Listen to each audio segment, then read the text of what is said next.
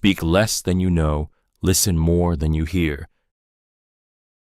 This is a timeless principle that carries an almost magnetic power in human interaction.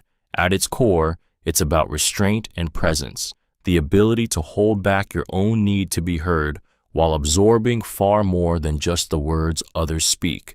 Most people listen only to reply, filtering conversations through their own ego and preparing their next statement before the other person has even finished. But true influence comes from the opposite approach, saying less, revealing less, and listening so deeply that you understand not just what is said, but everything that lies beneath it. When you speak less, every word you choose carries weight. You become the person who talks with purpose, not just to fill silence, and that scarcity makes others pay closer attention. It also protects you. What you don't reveal cannot be used against you. In negotiations, relationships, or high-stakes environments, this silence becomes a shield, letting others reveal themselves while you stay unreadable. Listening more than you hear requires moving past the surface of conversation. It means noticing tone shifts, hesitations, contradictions, and the emotions hidden between sentences. You're not just hearing their story. You're watching their body language, sensing their energy, and catching the truths they didn't intend to share. People reveal far more when they feel truly heard, and in those moments, they hand you the keys to understanding their fears, desires, and motives. This balance, holding your tongue while sharpening your ears, turns you into someone others trust instinctively, yet can never fully predict. And in a world where everyone fights to speak, the one who listens most deeply becomes the one who holds the real power. The loudest voice is rarely the wisest volume, has a way of tricking people into mistaking noise for authority. In a world where confidence is often confused with competence, those who shout the loudest can dominate the room, not because they know more, but because they drown out every other voice. Their certainty becomes contagious, their presence overwhelming, and slowly the crowd forgets to question whether their words carry truth or just air. True wisdom doesn't need to fight for attention. It draws people in through depth, not decibels.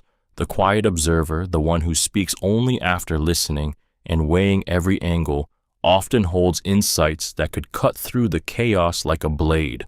But their power lies in timing, not in volume.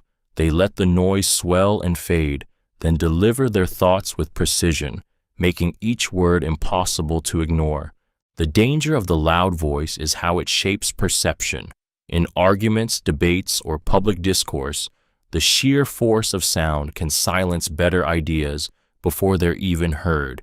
It creates an illusion of certainty, convincing the unsure that confidence equals correctness.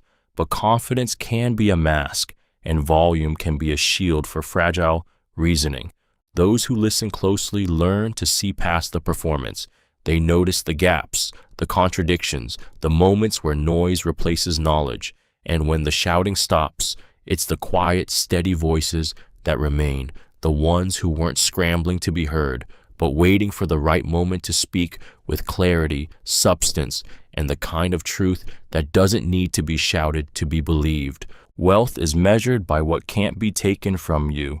Possessions can vanish in an instant, stolen, destroyed, or lost to forces beyond your control. Status can crumble, money can evaporate, and the life you've built on fragile foundations can be gone before you can catch your breath. Real wealth isn't in what fills your hands, but in what lives within you and cannot be stripped away. Skills, wisdom, resilience. These are currencies no one can steal. A person who knows how to rebuild will never truly be poor, because loss is temporary when the ability to create remains. The knowledge in your mind, the relationships built on trust, the strength of your character, these endure through storms that wipe away everything else. The illusion of wealth traps many into chasing things that can be owned but not kept.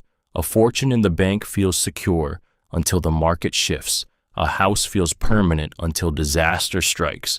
Even relationships built on convenience or appearance can vanish when tested, but the wealth rooted in your abilities, your integrity, and your will cannot be repossessed.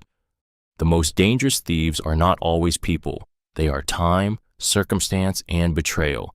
They strip away what you thought defined you, leaving only what's real. Those who have invested in themselves, in their growth, in their adaptability, emerge not as victims but as survivors who carry their wealth wherever they go. When everything external is gone, what's left is the truest measure of what you've built, and whether you've built something no one else can touch.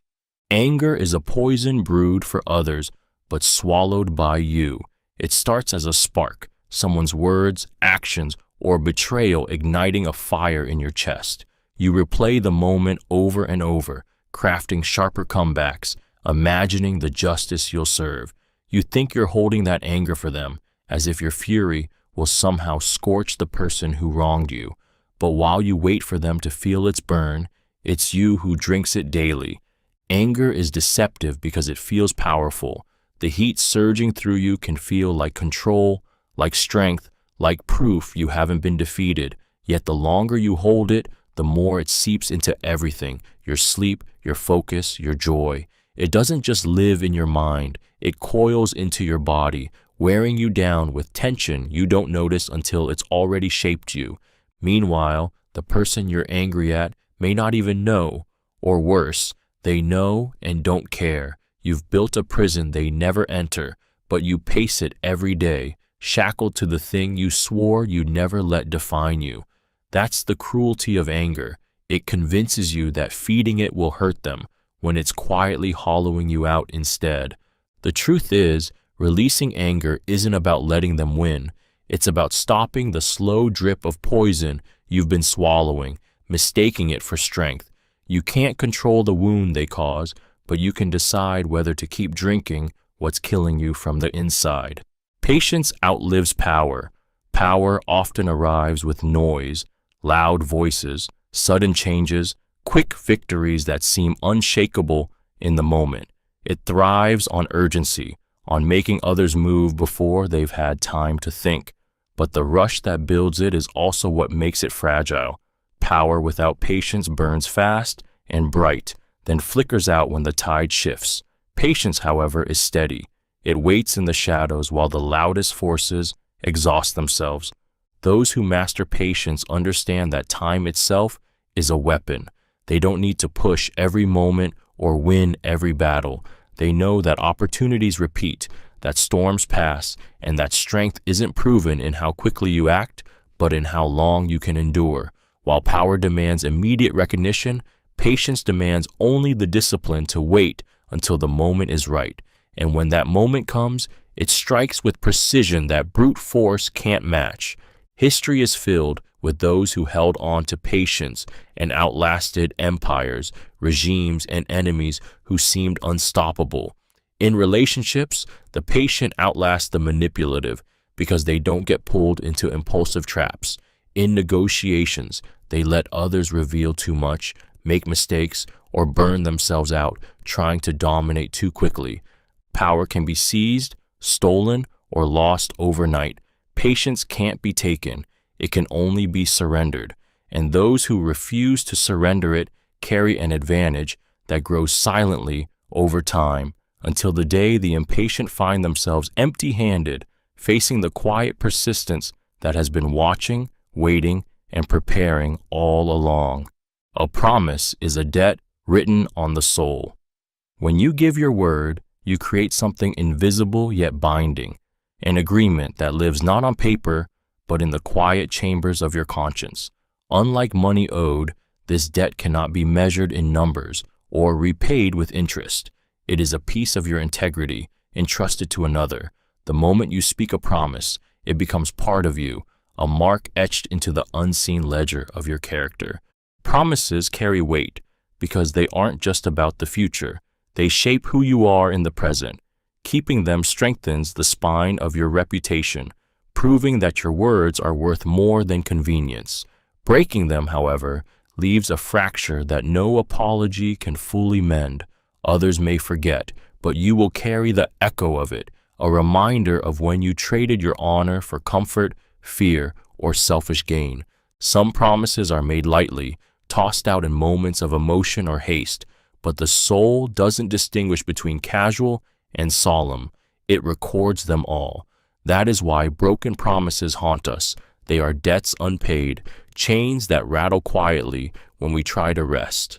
The most dangerous promises are the ones you make to yourself. When you betray those, you erode your own trust. And without that, even the promises you keep to others ring hollow. To live with a clear soul is to honor the commitments you forge with your words, because each one is a thread in the fabric of your identity. And once torn, it can never be mended the same way again. A reputation takes years to build and seconds to lose. Reputation is one of the most fragile forms of currency a person can hold. It's built slowly, almost invisibly, layer by layer, moment by moment, through choices made when no one is watching and promises kept when they could have been broken. It is the sum of countless small actions that quietly tell the world who you are, and yet all it takes is one reckless decision, one careless word, one moment of weakness to shatter what took years to create. The danger lies in how quickly trust can turn. People rarely measure the weight of your good deeds. They remember the moments you faltered. The human mind clings to betrayal more tightly than loyalty, to failure more vividly than success. A single breach becomes the lens through which all your past actions are reinterpreted, and suddenly the years of integrity behind you feel erased in the eyes of others. Reputation is powerful because it moves ahead of you. It opens doors before you arrive, earns you opportunities without asking, and shields you from suspicion when mistakes happen. But that same power means its loss is devastating. You don't just lose what you had, you inherit the shadow of the story now told about you. The cruelest part is that repair is never equal to the damage. You can spend years trying to rebuild trust and still find that the crack remains, and so every choice becomes more than a moment.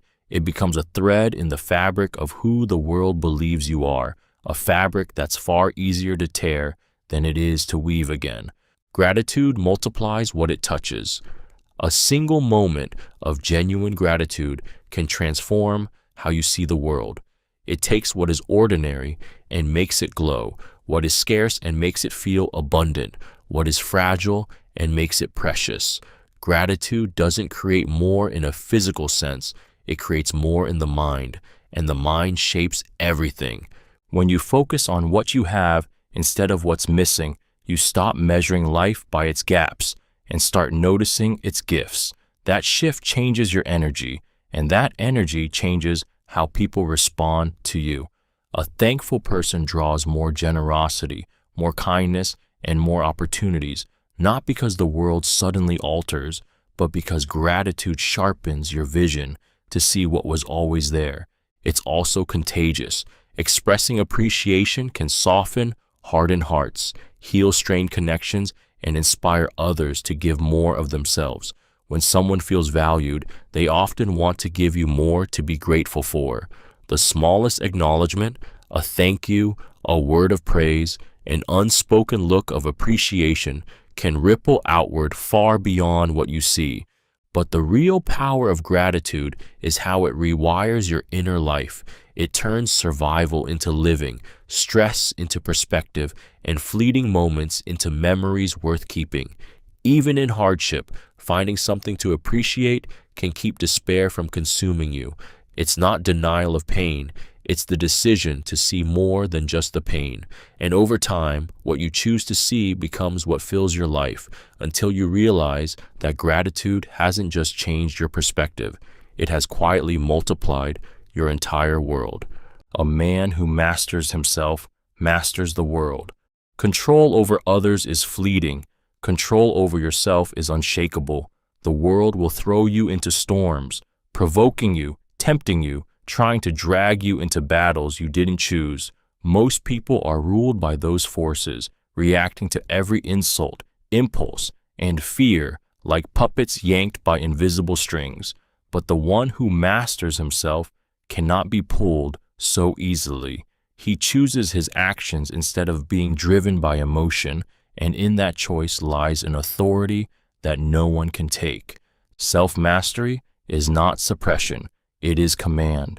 It's the ability to feel anger without being consumed by it, to feel fear without letting it decide your next step, to want something deeply but still walk away if it costs too much.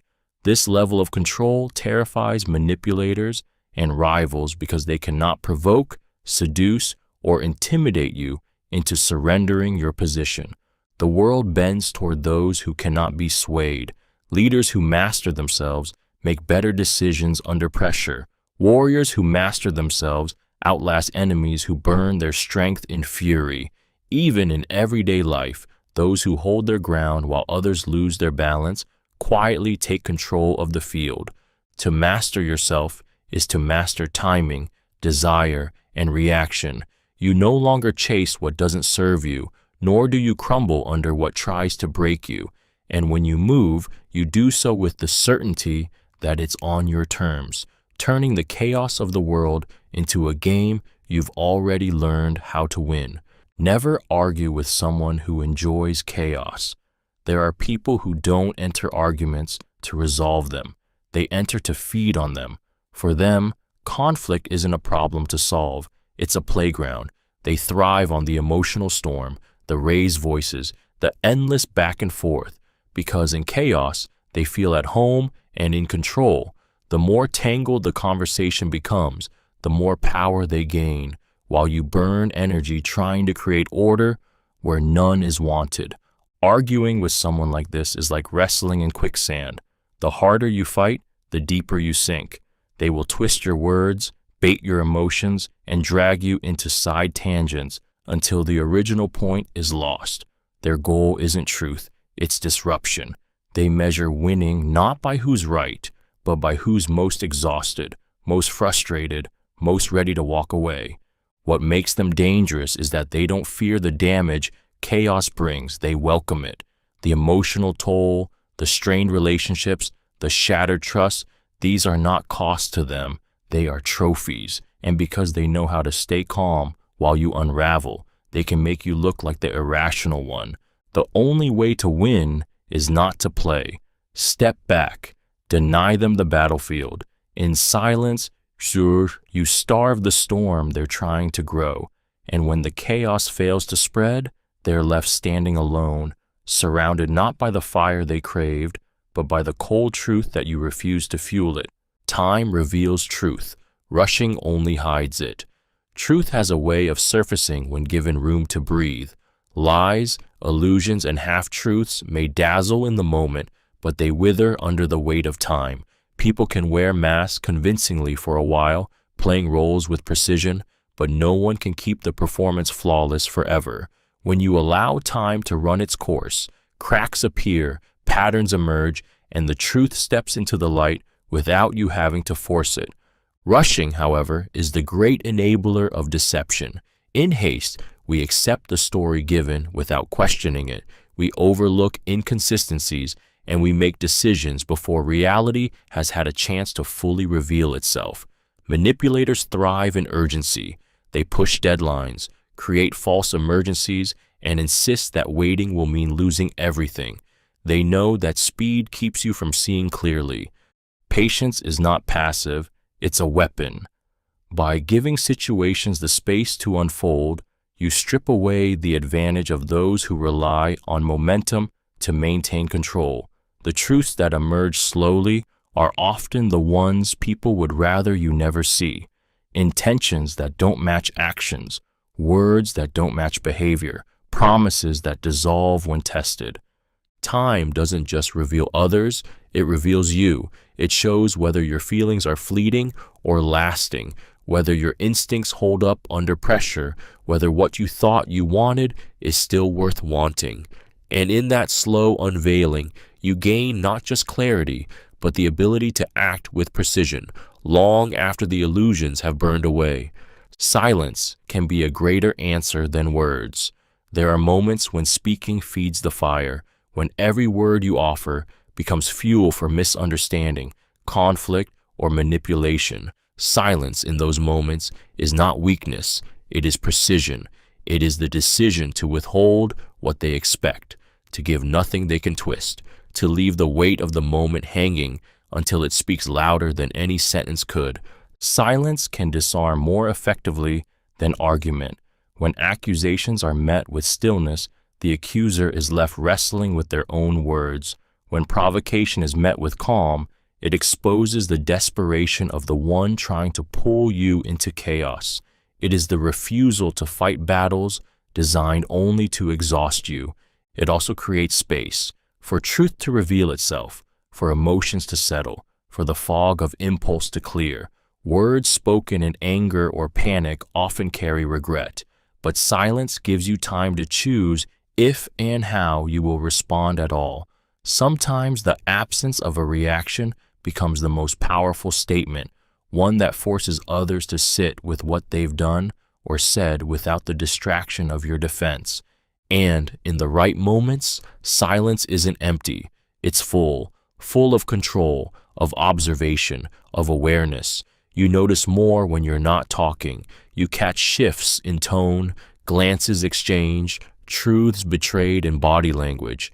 In a world desperate to fill every gap with noise, the one who can remain silent owns the most commanding voice in the room, the one that doesn't need to speak to be heard. Not every battle is meant to be fought. The urge to fight back is primal, an instinct to defend pride, prove worth, or destroy what threatens you. But not every challenge deserves your energy, and not every insult requires an answer. Some battles are traps designed to drain you, distract you, or pull you into a war where even winning costs more than walking away.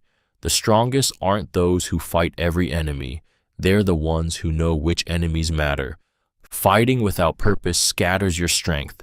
You burn time, resources, and peace of mind on conflicts that change nothing, while the real threats grow unchecked. Manipulators thrive on this, baiting you with petty provocations to lure you away from the ground you should be defending. They know that every minute you spend in a pointless fight is a minute you're not building, advancing, or preparing for the war that actually matters. Wisdom lies in discernment. Sometimes silence wounds more than retaliation. Sometimes stepping aside lets your opponent swing wildly into empty air until they exhaust themselves. And sometimes simply refusing to play the game is the most devastating move you can make. Every battle carries a cost. Your attention, your energy, your focus. Spend them recklessly, and you'll have nothing left when the fight that truly determines your future arrives. Victory isn't about proving you can fight. It's about knowing when the fight isn't worth proving at all. Comfort weakens more warriors than war itself. Hardship forges strength in ways peace never can. Struggle demands endurance, sharpens instincts, and teaches the mind to adapt under fire. Yet the moment the battle ends and comfort settles in, the edge that once kept a warrior alive begins to dull. Softness is seductive. It whispers that you've earned rest, that you no longer need to push, that the danger has passed. And slowly, without realizing it, you trade vigilance for ease and strength for complacency. Comfort doesn't strike like an enemy. It seeps in like a slow poison. Days become predictable, challenges optional, and the urgency to grow fades. The habits built in hardship, discipline, grit, hunger, are quietly replaced with indulgence, distraction, and the illusion that your current state will last forever. By the time you feel the weakness setting in, it's already woven into your bones. History is full of civilizations that fell not from the enemy's sword, but from within, decayed by luxury, corrupted by convenience. Individuals are no different. A person who has tasted both battle and comfort often fears the fight less than the slow death of purpose that comes when life is too easy. War demands that you be ready at every moment. Comfort asks nothing of you until the day it's gone and you're too unprepared to face what's coming. And when that day arrives, the warrior who survived every battle may find that the deadliest foe was not the enemy at the gate, but the softness that crept in once the gates were closed. A humble heart hears wisdom. Pride builds walls so high that truth cannot climb them. When you believe you already know enough, you stop listening, not just to others, but to life itself. Opportunities to learn pass by unnoticed, advice is dismissed as irrelevant, and warnings are mistaken for challenges to prove wrong. Pride doesn't just blind, it deafens, shutting out the voices that could guide you away from mistakes you don't yet see coming.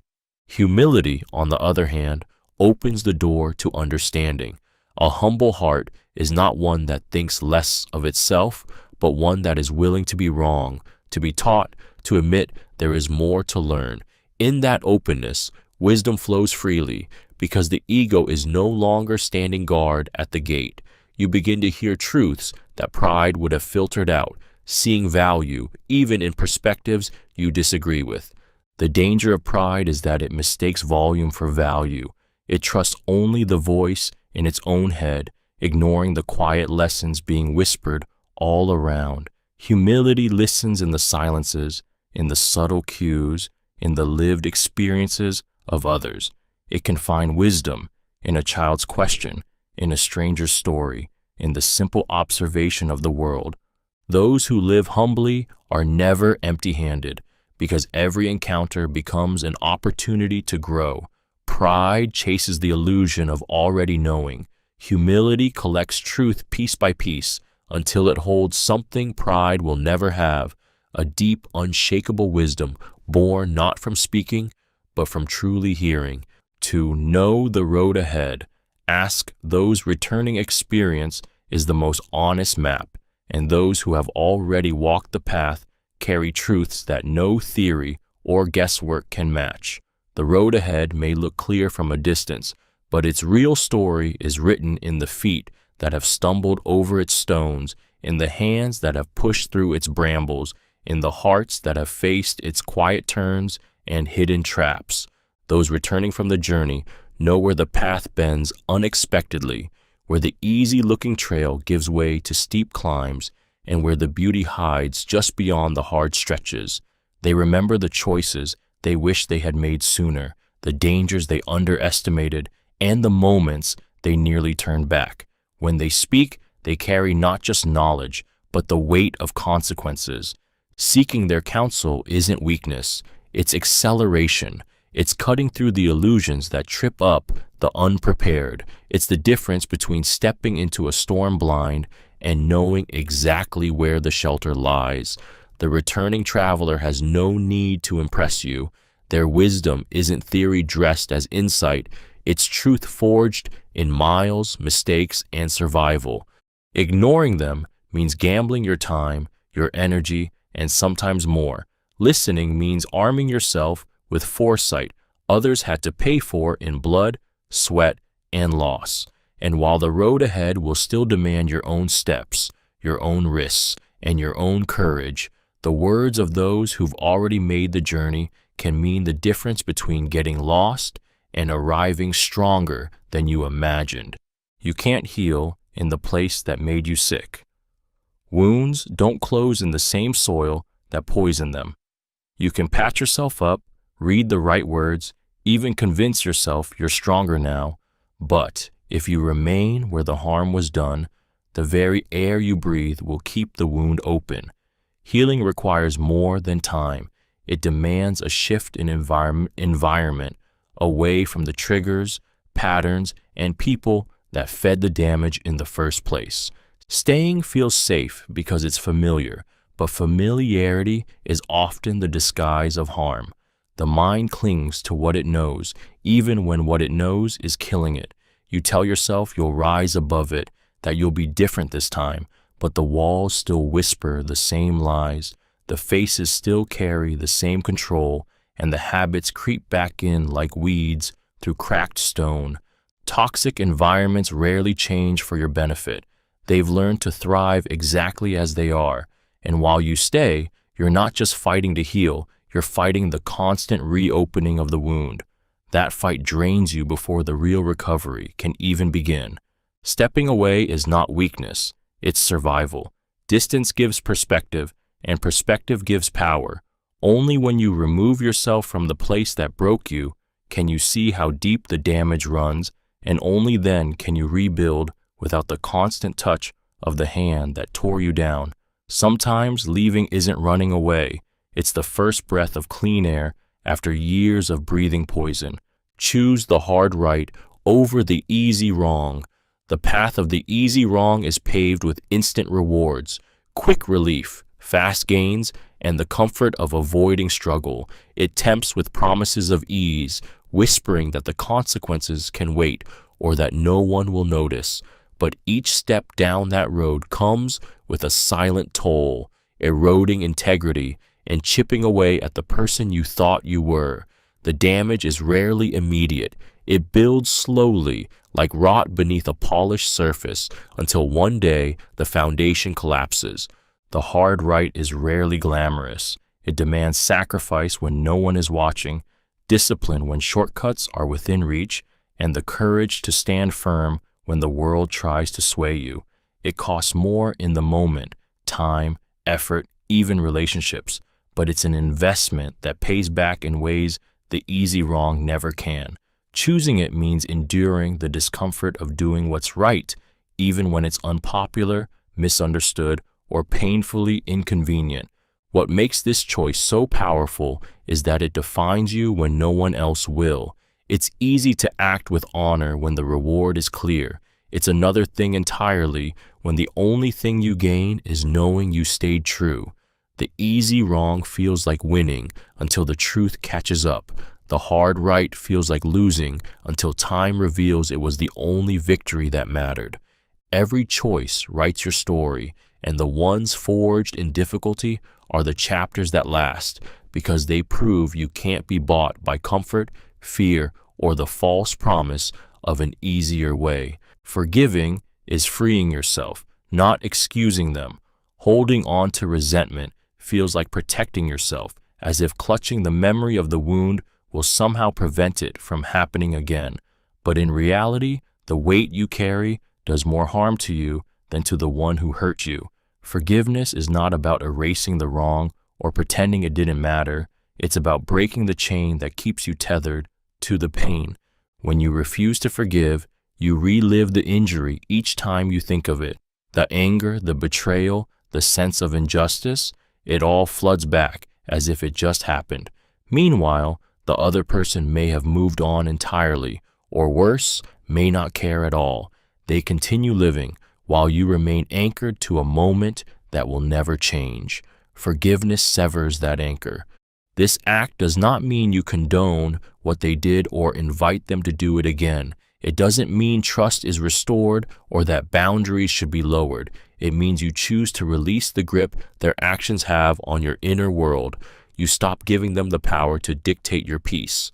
Forgiveness is for your mind, your heart, your health. It is reclaiming the energy you've been spending on replaying the past and using it to move forward.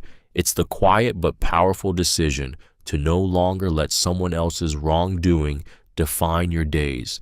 In that release, you discover that the freedom you thought they took from you was always yours to give back to yourself. The deepest wounds are often unseen.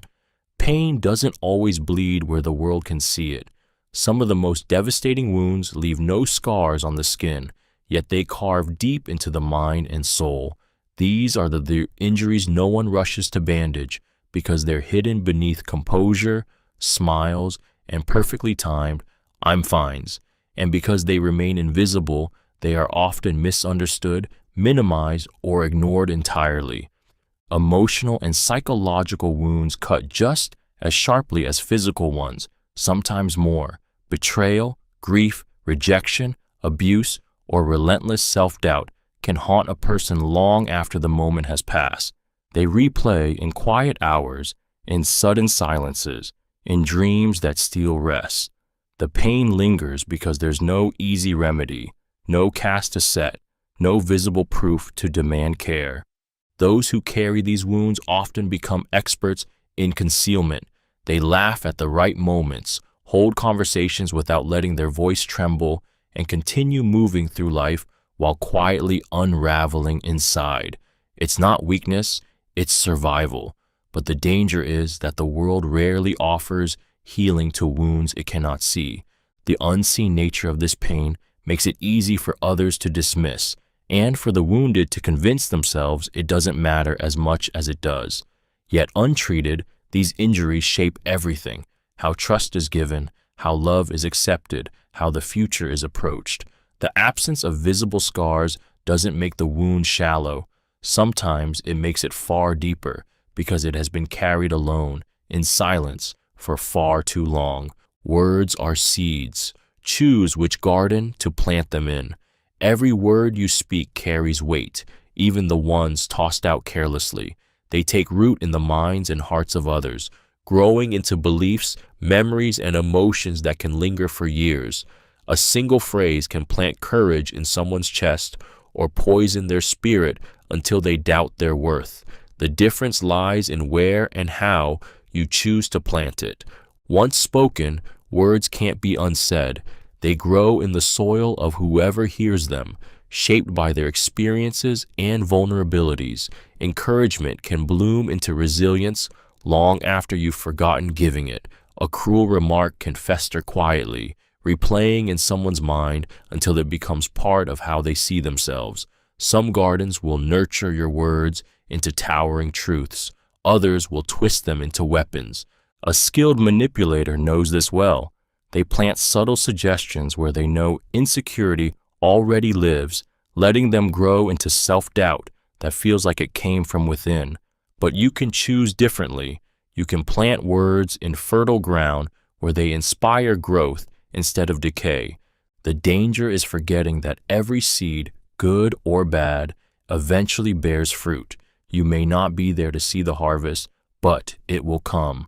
The jokes, the criticisms, the reassurances, all of them live on in the gardens of other people's minds, and in time, they'll feed on what you planted, for better or worse.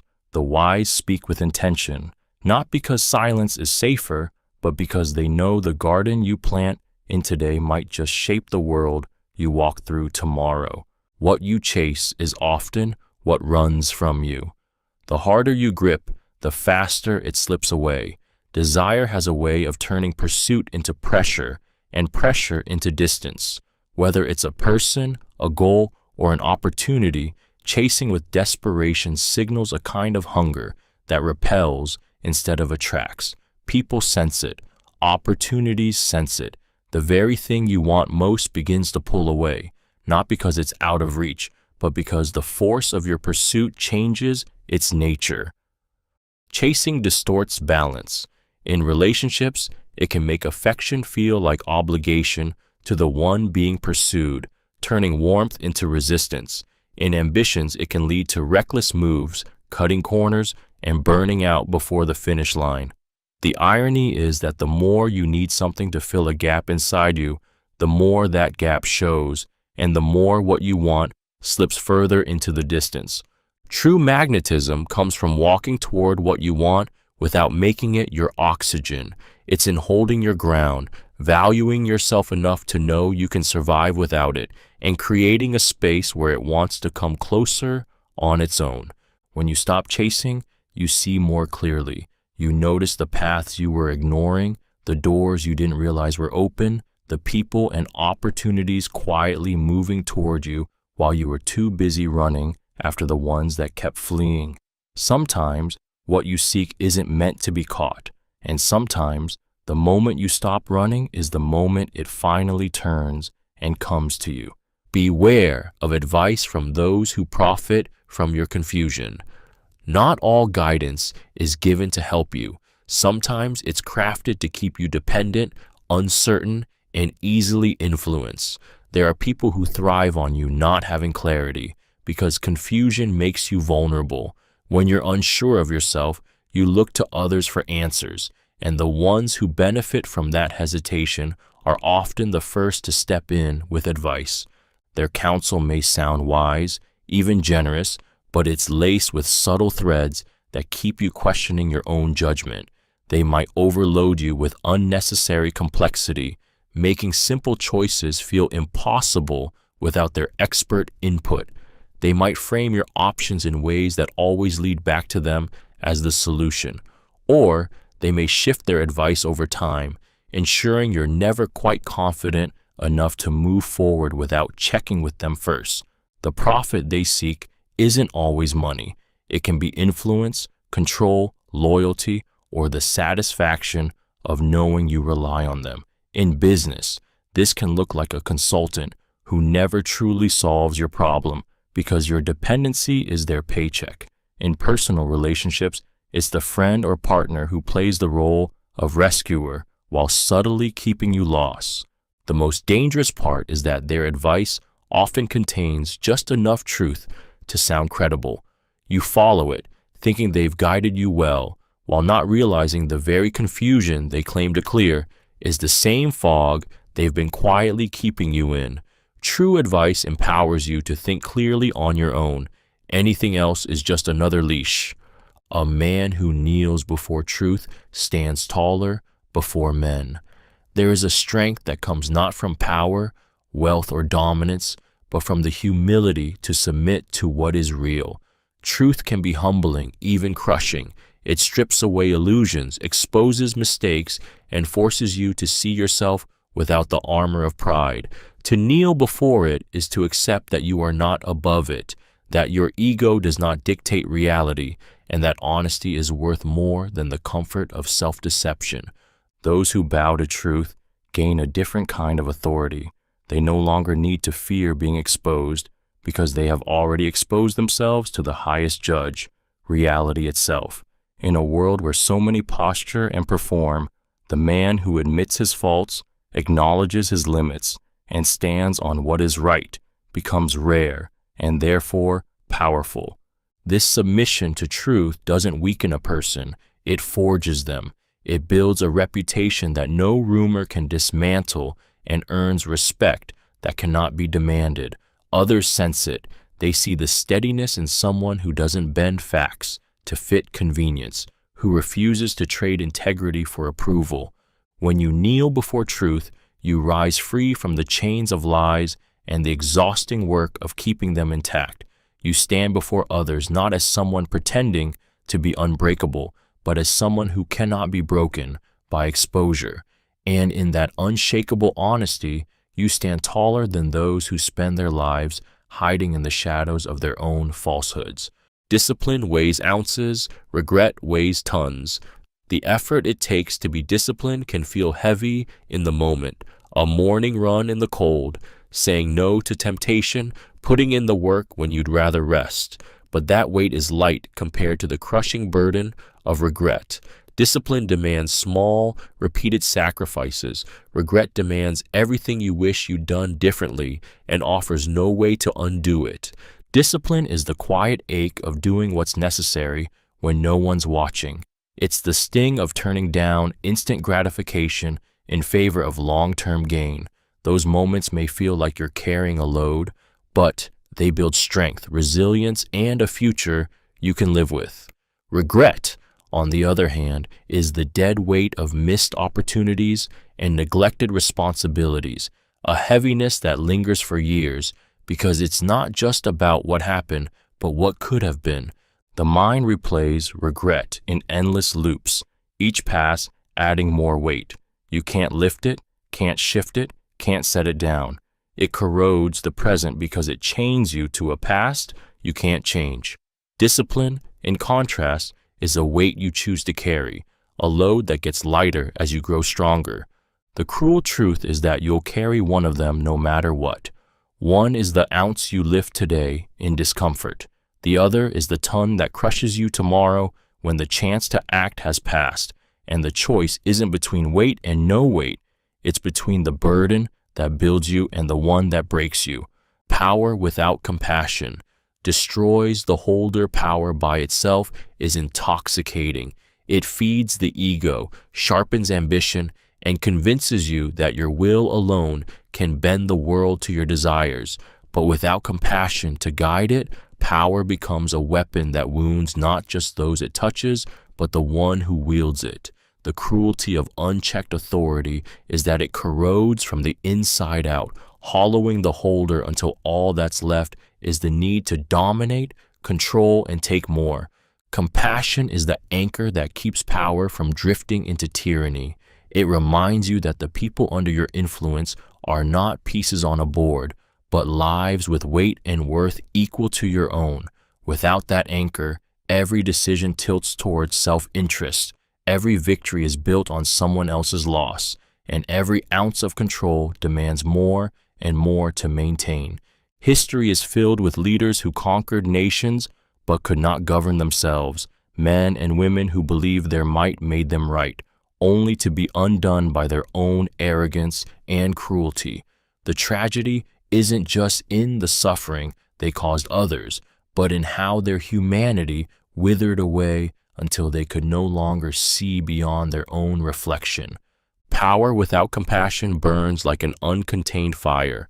At first, it feels warm, even glorious, but in time it consumes everything, including the one who lit it. And when it's gone, there's nothing left but ash. Proof that the true strength of power is not in how much you hold, but in how gently you choose to carry it. You can't drink from a poisoned well without consequence. Some sources seem to offer exactly what you need: comfort, guidance, validation, opportunity. But beneath the surface, the water is tainted. You may think you can take just a sip, get what you need, and walk away unaffected. But poison doesn't work like that. Whether it's a person, a habit, or an environment, when the source is toxic, anything you take from it carries a cost. The danger often hides in the early ease. That first sip feels refreshing. The words soothe you, the attention feels good, the deal seems perfect. You tell yourself you're in control, that you can keep the boundaries clear, that you'll leave before any damage is done. But toxins work subtly. They seep in, change you quietly, and by the time you feel the effects, they've already spread. In relationships, this could mean leaning on someone for emotional support, even though they've repeatedly shown their manipulation. In work, it could be accepting opportunities from people whose values you know corrode integrity. You might believe you can take what's useful and leave the rest, but the truth is, contact with the source changes you, sometimes in ways you don't notice until it's too late. Every drink from a poisoned well reinforces the habit of returning to it. The more you normalize taking from it, the easier it becomes to overlook the harm. And once you're thirsty enough, you might not care about the poison at all, until you realize the damage can't simply be undone by walking away. People reveal themselves when they have nothing to gain. It's easy to wear a mask when there's something on the line: a job to win, approval to earn, love to secure. Politeness, generosity, and charm often flow freely when they serve a purpose, but strip away the incentive, and what remains is who a person truly is. When there's no audience to impress, no advantage to chase, and no reward to claim, the performance ends, and the real character steps into the light. In these moments, you see how they treat the powerless, the overlooked, and those who can offer them nothing in return. Do they still show kindness when no one's watching? Do they still speak with respect when the conversation doesn't benefit them? Or does their warmth evaporate, revealing indifference, selfishness, or quiet cruelty? The absence of gain removes the camouflage. You notice the subtle tells: a sharp tone to a waiter, a dismissive glance towards someone struggling, the way they vanish when help is needed, but no praise is promised. These are the cracks that no amount of charm can hide.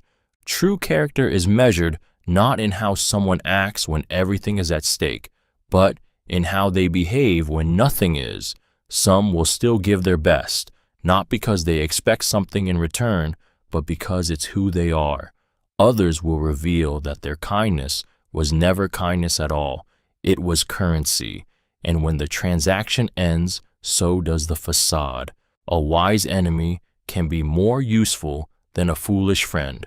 An enemy who is intelligent, strategic, and capable will sharpen you in ways a careless friend never could. A wise enemy forces you to think deeper, move smarter, and see the flaws in yourself you'd rather ignore. They keep you alert because you know they're watching, waiting, and ready to strike if you stumble. In their opposition, they become a mirror that reflects both your strengths and your vulnerabilities. A foolish friend, on the other hand, can harm you without malice. Their bad advice, poor judgment, or reckless actions can drag you into trouble you never saw coming. They might mean well, but their loyalty cannot protect you from the consequences of their ignorance. You can defend against a cunning enemy. You can anticipate their moves, study their patterns, and prepare for their strikes. But you can't defend against the damage done by someone you trust blindly, who doesn't know they're steering you toward disaster. A wise enemy teaches you discipline. They show you where you're weak because they'll exploit it. They push you to evolve because staying the same means losing. And sometimes, in their ruthless clarity, they can reveal truths your friends are too kind or too oblivious to say out loud. The danger lies in underestimating the harm of the well-meaning but foolish. Their mistakes are wrapped in trust, so you see them too late. A wise enemy's attack you expect, a foolish friend's failure blindsides you. And when the cost is high, you may find that the sharpened edge your enemy gave you was worth more than the false comfort of a friend who never challenged you at all. Secrets are chains if you carry too many. A single secret can feel light, almost thrilling, something hidden away like a treasure only you possess. But as they accumulate, they grow heavier, each one a link in a chain that winds itself tighter around you. Secrets demand energy to protect. They shape what you say, where you go, even how you think, until your life becomes less about living freely and more about guarding the walls you've built around the truth. The weight isn't just in the fear of being discovered, it's in the constant calculation. Every conversation becomes a minefield. You edit your words mid-sentence, avoid certain people, deflect certain questions. Your mind learns to live on guard, and over time, that vigilance seeps into your bones, leaving you tense even when there's no threat in sight. Some secrets are kept to protect others, some to protect ourselves, and some because the truth feels too dangerous to face. But when too many are locked inside, they don't just stay buried, they grow. Shame amplifies them, guilt distorts them, and the longer they're hidden, the more monstrous they seem. The danger is that secrets isolate you. They create distance from the people who might care the most, and they feed the illusion that you must carry everything alone. And the more you carry, the more those chains define you, not by who you are, but by what you're afraid to let be known. Each secret becomes a silent weight, and before long, you're not just keeping them, they're keeping you. Learn to leave while the room still claps. There's a rare kind of wisdom in walking away at the height of your moment, before the applause fades, before the smiles become forced, before the light in people's eyes starts to dim. Most cling to the stage too long, whether that stage is a career, a relationship, or a role in someone's life, believing that the moment will stretch on forever. But every ovation has an end, and staying past it turns admiration into tolerance, and tolerance into indifference. Leaving while the room still claps means valuing timing over ego. It means recognizing that the energy in the moment is not infinite, and that the way people remember you often matters more than how long you were there. Departing at your peak leaves your presence etched in their minds with the warmth and power of its best version, untainted by decline or overstay. It's tempting to hold on, especially when the praise is intoxicating. The human heart craves more, convinced that the next round of applause will feel just as good. But in chasing one more cheer, you risk watching the seats empty while you're still performing. Knowing when to leave requires self-awareness and courage. You have to read the room, trust your instincts, and choose legacy over lingering. The applause will end whether you stay or go, but if you walk away at the height of it, the echo will follow you, and people will remember the way you made them feel when you were still worth standing for. The richest soil often comes from the dirtiest hands. Growth is rarely born from comfort. The most fertile ground is often shaped by sweat, struggle, and work that stains your skin and tests your endurance. In nature, the richest soil is dark, thick, and formed from years of decay and transformation.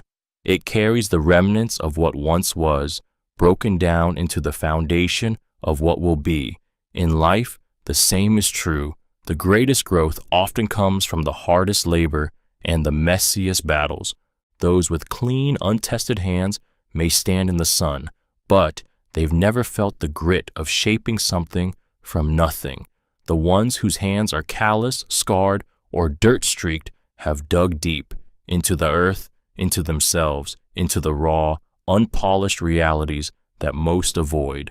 They've worked through failures, endured hardship, and faced the parts of life that are far from glamorous, and in doing so, they've planted seeds others will one day admire. It is in the digging, lifting, and breaking that the ground becomes ready for new life. Struggle forces resilience, loss cultivates empathy, and relentless effort builds strength that no easy path can match. Those who have been unafraid to get their hands dirty carry the richest harvest, not because the work was easy, but because it transformed them along the way.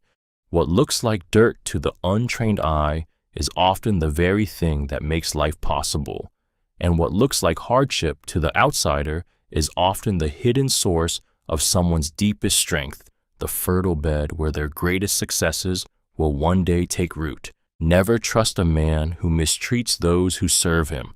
How someone treats those beneath them reveals more truth than how they treat those they want to impress.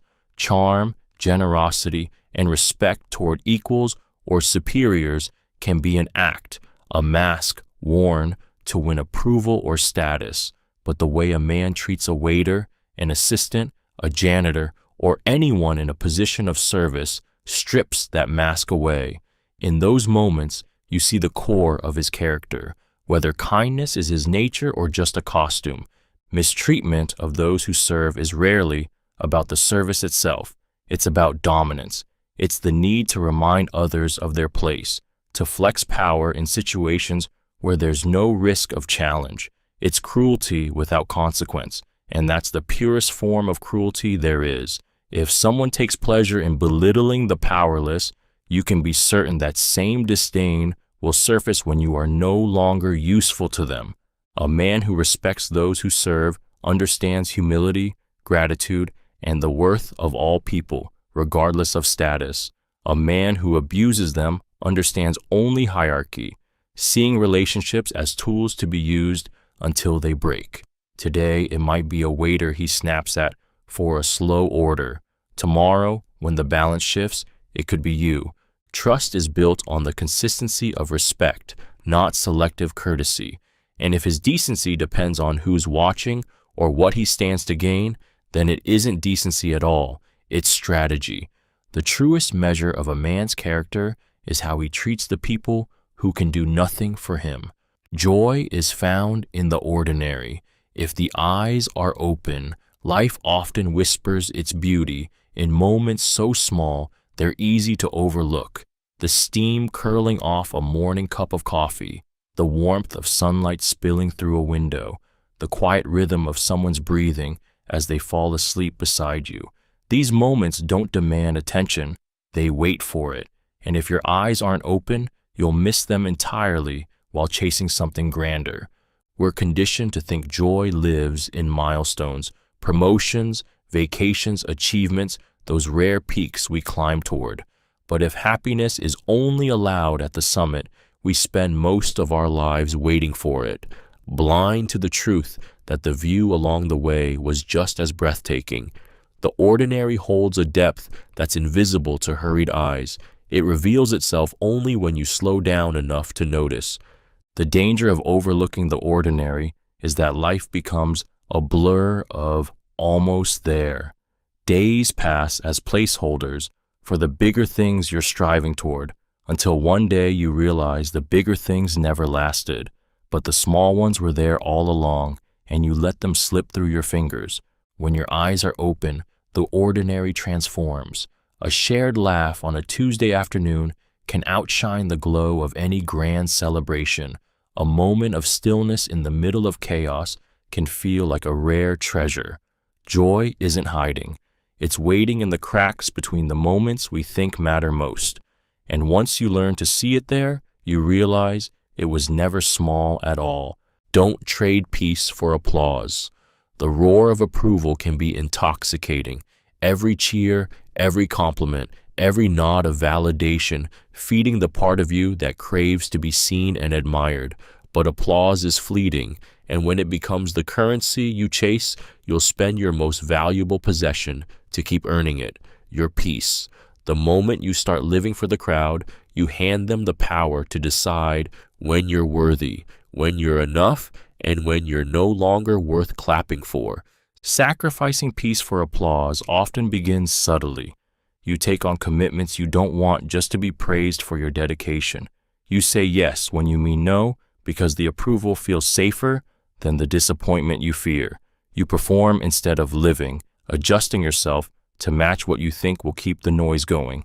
But every round of applause you earn this way comes with a cost: exhaustion, resentment, and a growing emptiness that applause can't fill. Peace is quiet, and that's why it's harder to notice when it's slipping away. Applause is loud, urgent, and public, making it feel more important in the moment.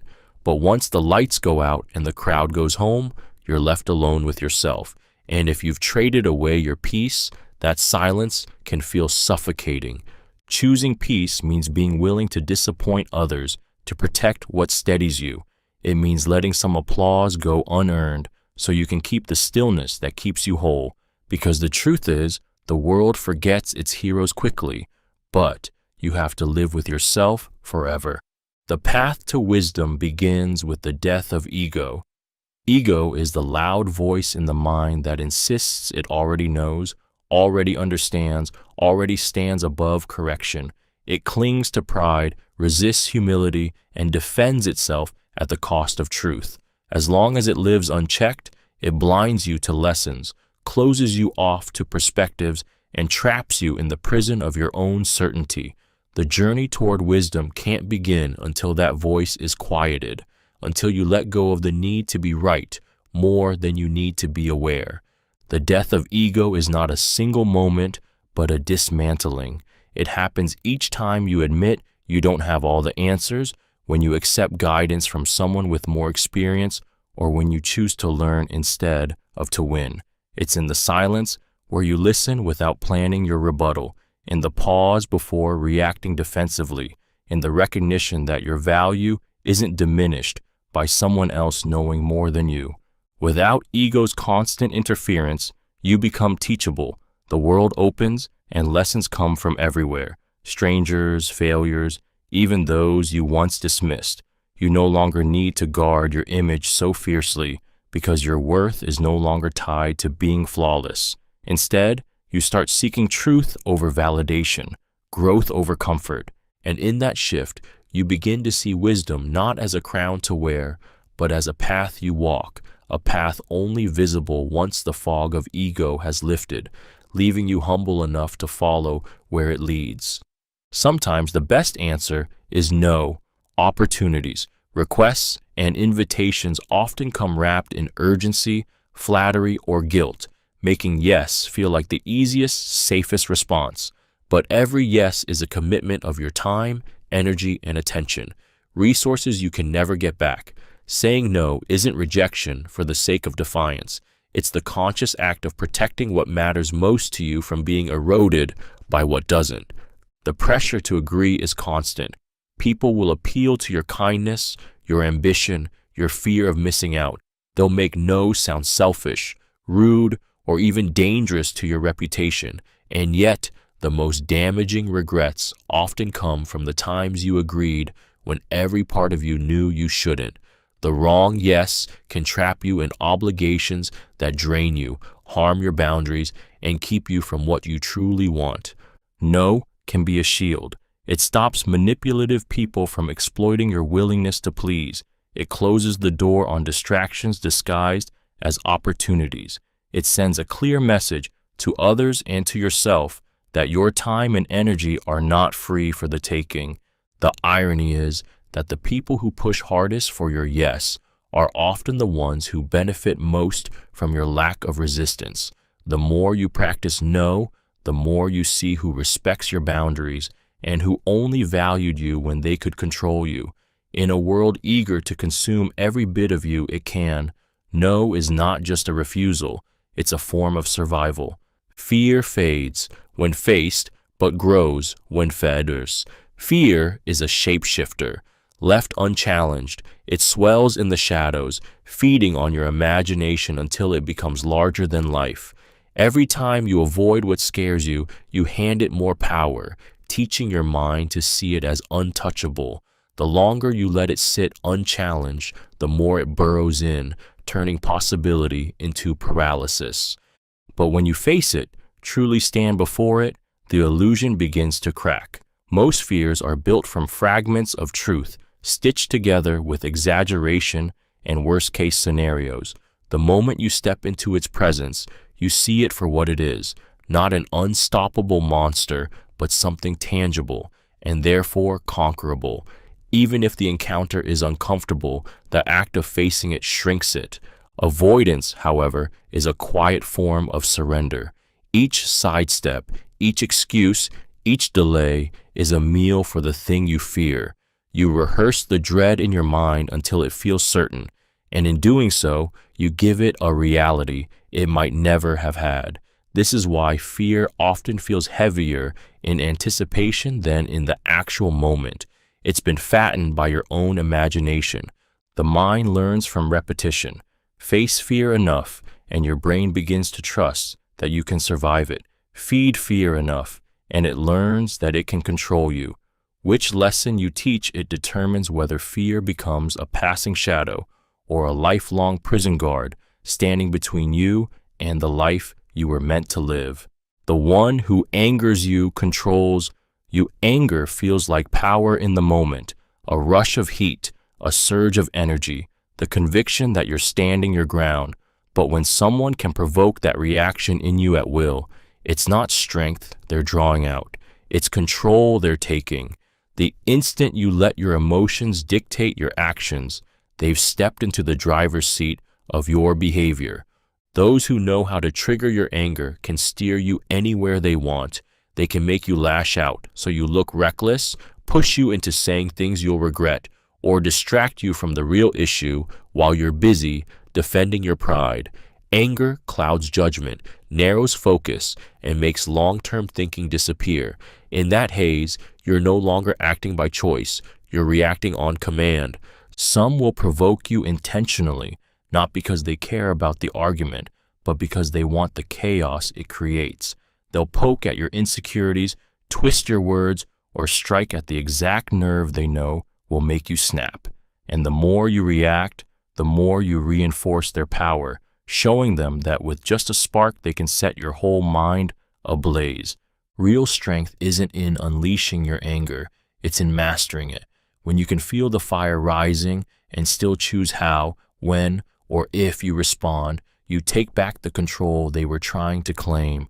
Because the truth is, the person who can dictate your emotions is already halfway to dictating your decisions. And once they own both, they own you. Be careful what you tolerate. It becomes your standard. Every time you allow something to slide, a broken promise, a disrespectful comment, a boundary crossed, you teach the world how to treat you. What you permit once becomes easier to permit again, and slowly, almost without noticing, the exception becomes the rule.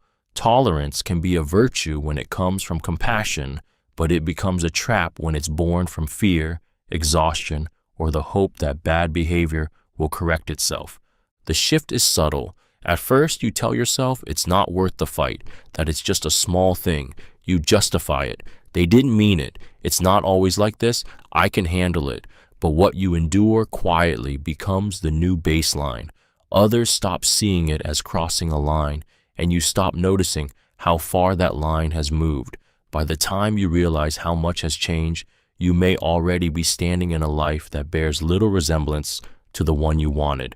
This erosion of standards doesn't just affect how others treat you, it shapes how you see yourself. Accepting less than you deserve convinces you that less is all you're worth. And once that belief takes root, it's no longer just others lowering the bar. You begin lowering it for yourself. The danger is not in the single moment of tolerance, but in the quiet accumulation of them.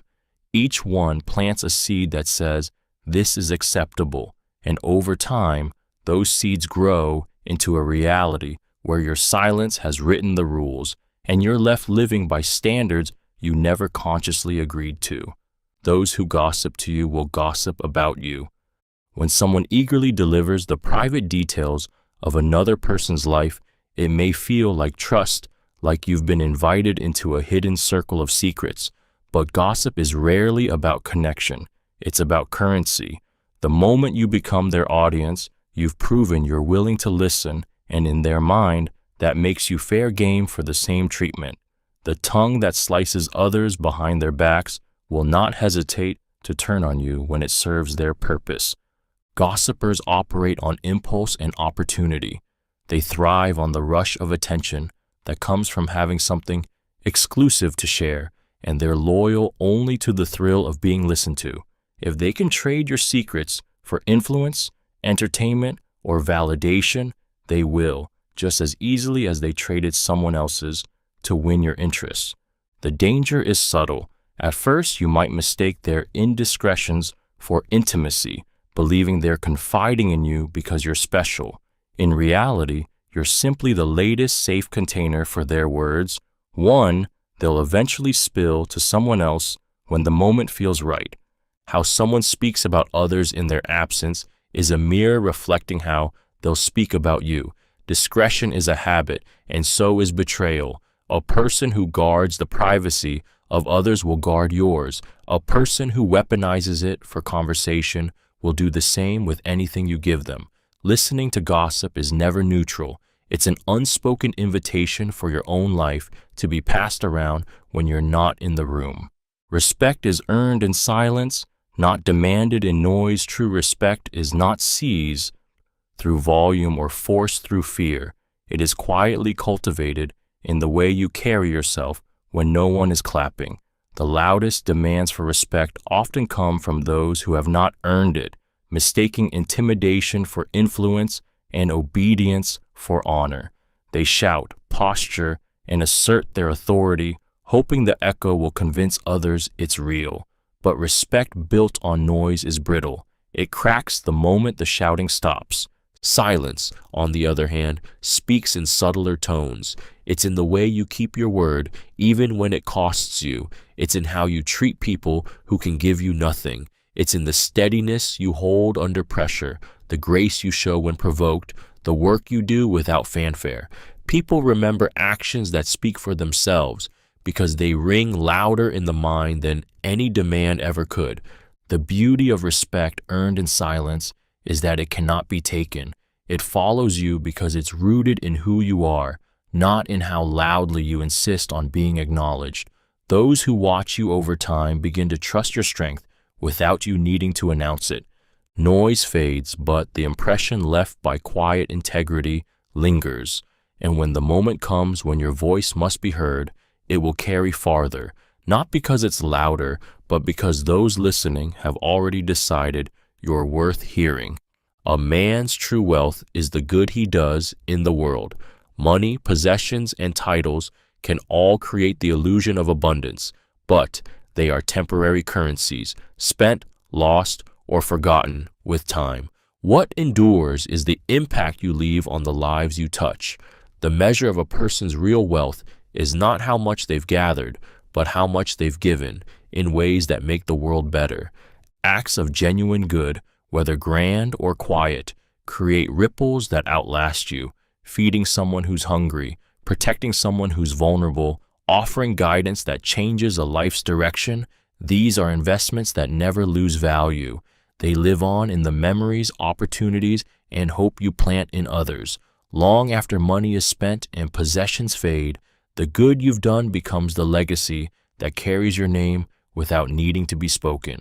The irony is that the pursuit of material wealth alone can leave people hollow, endlessly chasing more with no lasting satisfaction. But when your focus shifts to what you can contribute, your life fills with a richness that cannot be stolen or diminished. Goodness is a currency immune to inflation and immune to theft. It grows each time you spend it. The world often celebrates accumulation, yet history remembers those who gave. The greatest fortunes are written not in bank ledgers, but in changed lives and uplifted spirits. And when your final balance is tallied, the only wealth that truly matters will be the good you left behind. Wealth that multiplies long after you're gone. You can't build trust overnight, but you can destroy it. Instantly, trust is slow work, brick by brick, moment by moment, laid over time with consistency, honesty, and care. It grows in the quiet repetition of kept promises, in the reliability of showing up, in the steady proof that your words align with your actions. It's not something you can demand, it's something you earn, often without fanfare, through years of small, faithful acts. But while trust takes time to build, it is frighteningly fragile. One lie, one betrayal, one moment of selfishness at the wrong time can send it crashing to the ground. The same mind that took months or years to fully believe in, you can learn to doubt you in seconds. And once doubt takes root, it doesn't vanish easily. It lingers, second-guessing every word, re-examining every past action, wondering what else it missed. The danger is that we often take trust for granted, assuming it's permanent once earned. We forget how hard it was to build and how easy it is to break. A single careless choice can undo the weight of countless good ones, and no matter how deeply someone cares for you, they cannot unsee a betrayal. Rebuilding trust is possible, but it is never the same.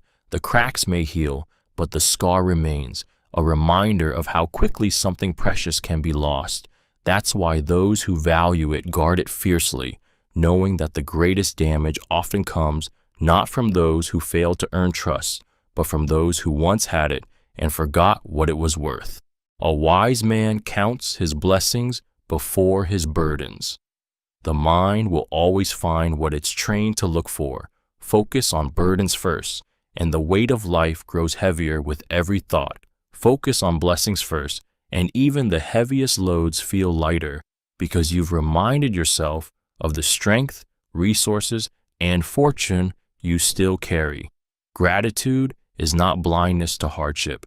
It is the perspective that keeps hardship from becoming all you see. A wise man knows that challenges are inevitable, but despair is optional. By counting blessings before burdens, he anchors himself in what's good, stable, and worth protecting. This doesn't make the burdens disappear.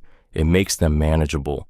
When you start from gratitude, problems are obstacles to navigate, not evidence that life is against you.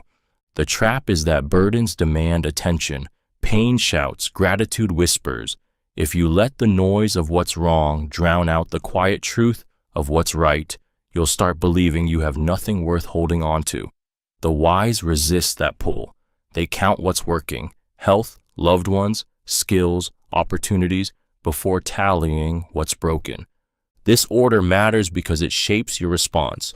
When you face a burden with your blessings in mind, you fight from a place of abundance instead of lack. You remember what you're defending, what you've survived before, and why it's worth enduring again. And in that shift, the burden may still be heavy, but it no longer defines the weight of your life. Appearances deceive, character does not. The surface is the easiest thing to manipulate. A polished smile, fine clothes, the right words at the right time. These can be crafted, rehearsed, and worn like a mask.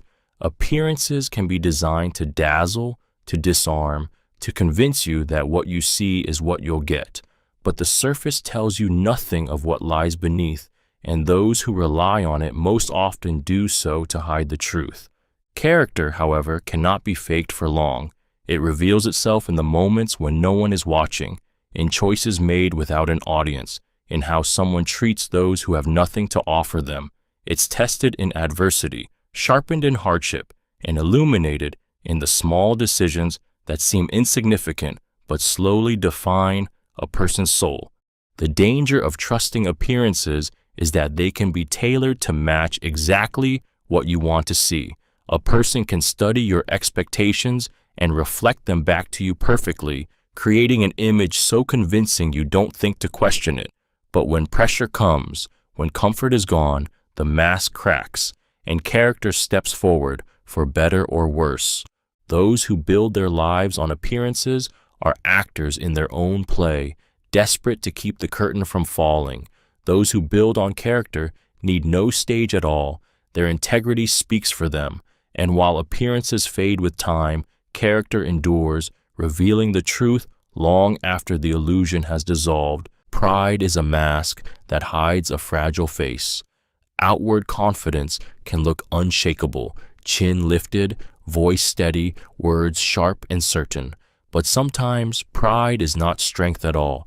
It's armor worn to keep the world from seeing how breakable the person beneath really feels.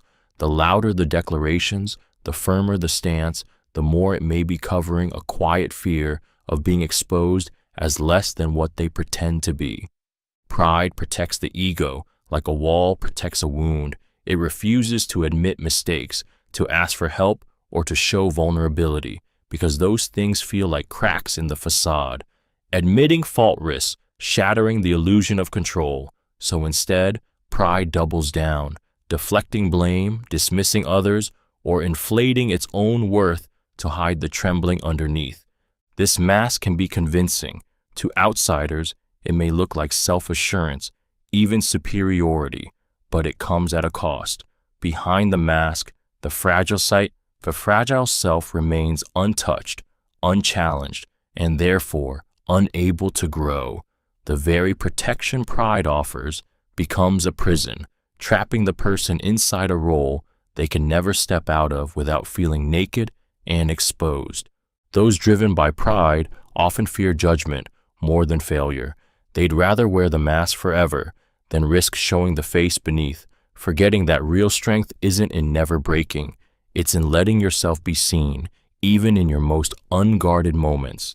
But as long as the mask stays on, the applause is for a character, not the person. And when the mask finally slips, the world may see not the giant they pretended to be, but the fragility they worked so hard to hide. Life whispers lessons before it shouts them. The earliest warnings are rarely loud. They come as quiet discomfort, subtle red flags, or small, nagging instincts you can't quite explain. These whispers are life's gentle attempts to steer you, to point out the danger, or to show you the truth before the consequences grow teeth.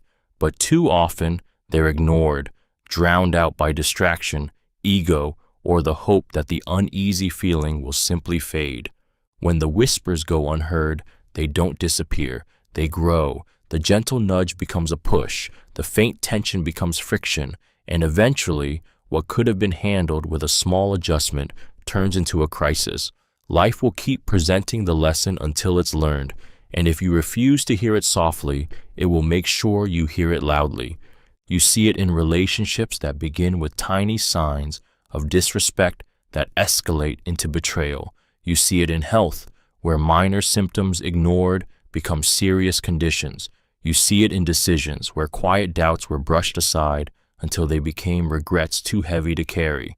The pattern is always the same, a chance to listen early or a demand to listen later. The whispers are a gift, an early chance to act before the cost becomes unbearable. They speak through intuition, subtle patterns, and the small moments that make you pause.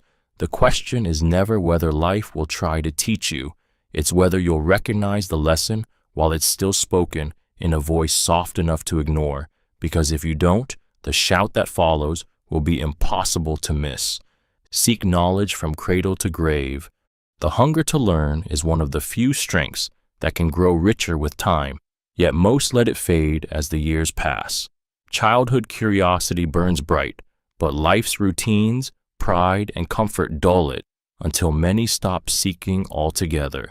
Those who continue, who treat knowledge not as a phase of youth, but as a lifelong pursuit, become dangerous in the best way, adaptable, unshakable, and endlessly evolving. Knowledge is more than facts and skills. It's the ability to see patterns, to connect dots others overlook, to understand both the world and yourself at deeper levels. The one who keeps learning is never truly old, because the mind stays sharp, curious, and alive. Every new lesson, whether born of books, mistakes, or conversations, becomes another tool, another weapon, another key. The danger lies in believing you've learned enough. That arrogance is the death of growth. The world shifts constantly. Technologies change, truths are updated, and the rules that shaped yesterday no longer apply today. Without continuous learning, you become trapped in a fading map of a world that no longer exists, while those still seeking move past you without effort. Lifelong learners carry an edge in every arena: work, relationships, survival, because they're never caught off guard for long. They adapt where others crumble. They see possibilities where others see dead ends. And in the end, the grave will still claim them, as it claims everyone, but it will find them not as the same soul that entered life's cradle.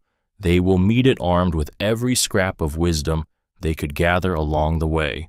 What you envy may be a burden you can't carry. Envy fixes your gaze on the gleaming surface of someone else's life, convincing you they hold something you desperately lack. You see the rewards, the success, the beauty, the freedom, and assume they exist without cost. But what envy never shows you are the shadows that come with those treasures, the sleepless nights, the sacrifices, the pressure, the hidden wounds. What you covet might not be a gift at all, but a weight you are not built or willing to bear.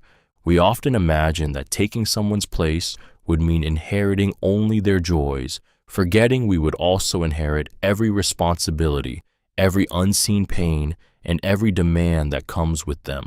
The fame you dream of may come with relentless scrutiny. The wealth you desire may come with isolation, mistrust, and the constant fear of loss. The relationship you idealize may be shackled by compromises you'd never accept. The danger of envy is that it blinds you to the full picture.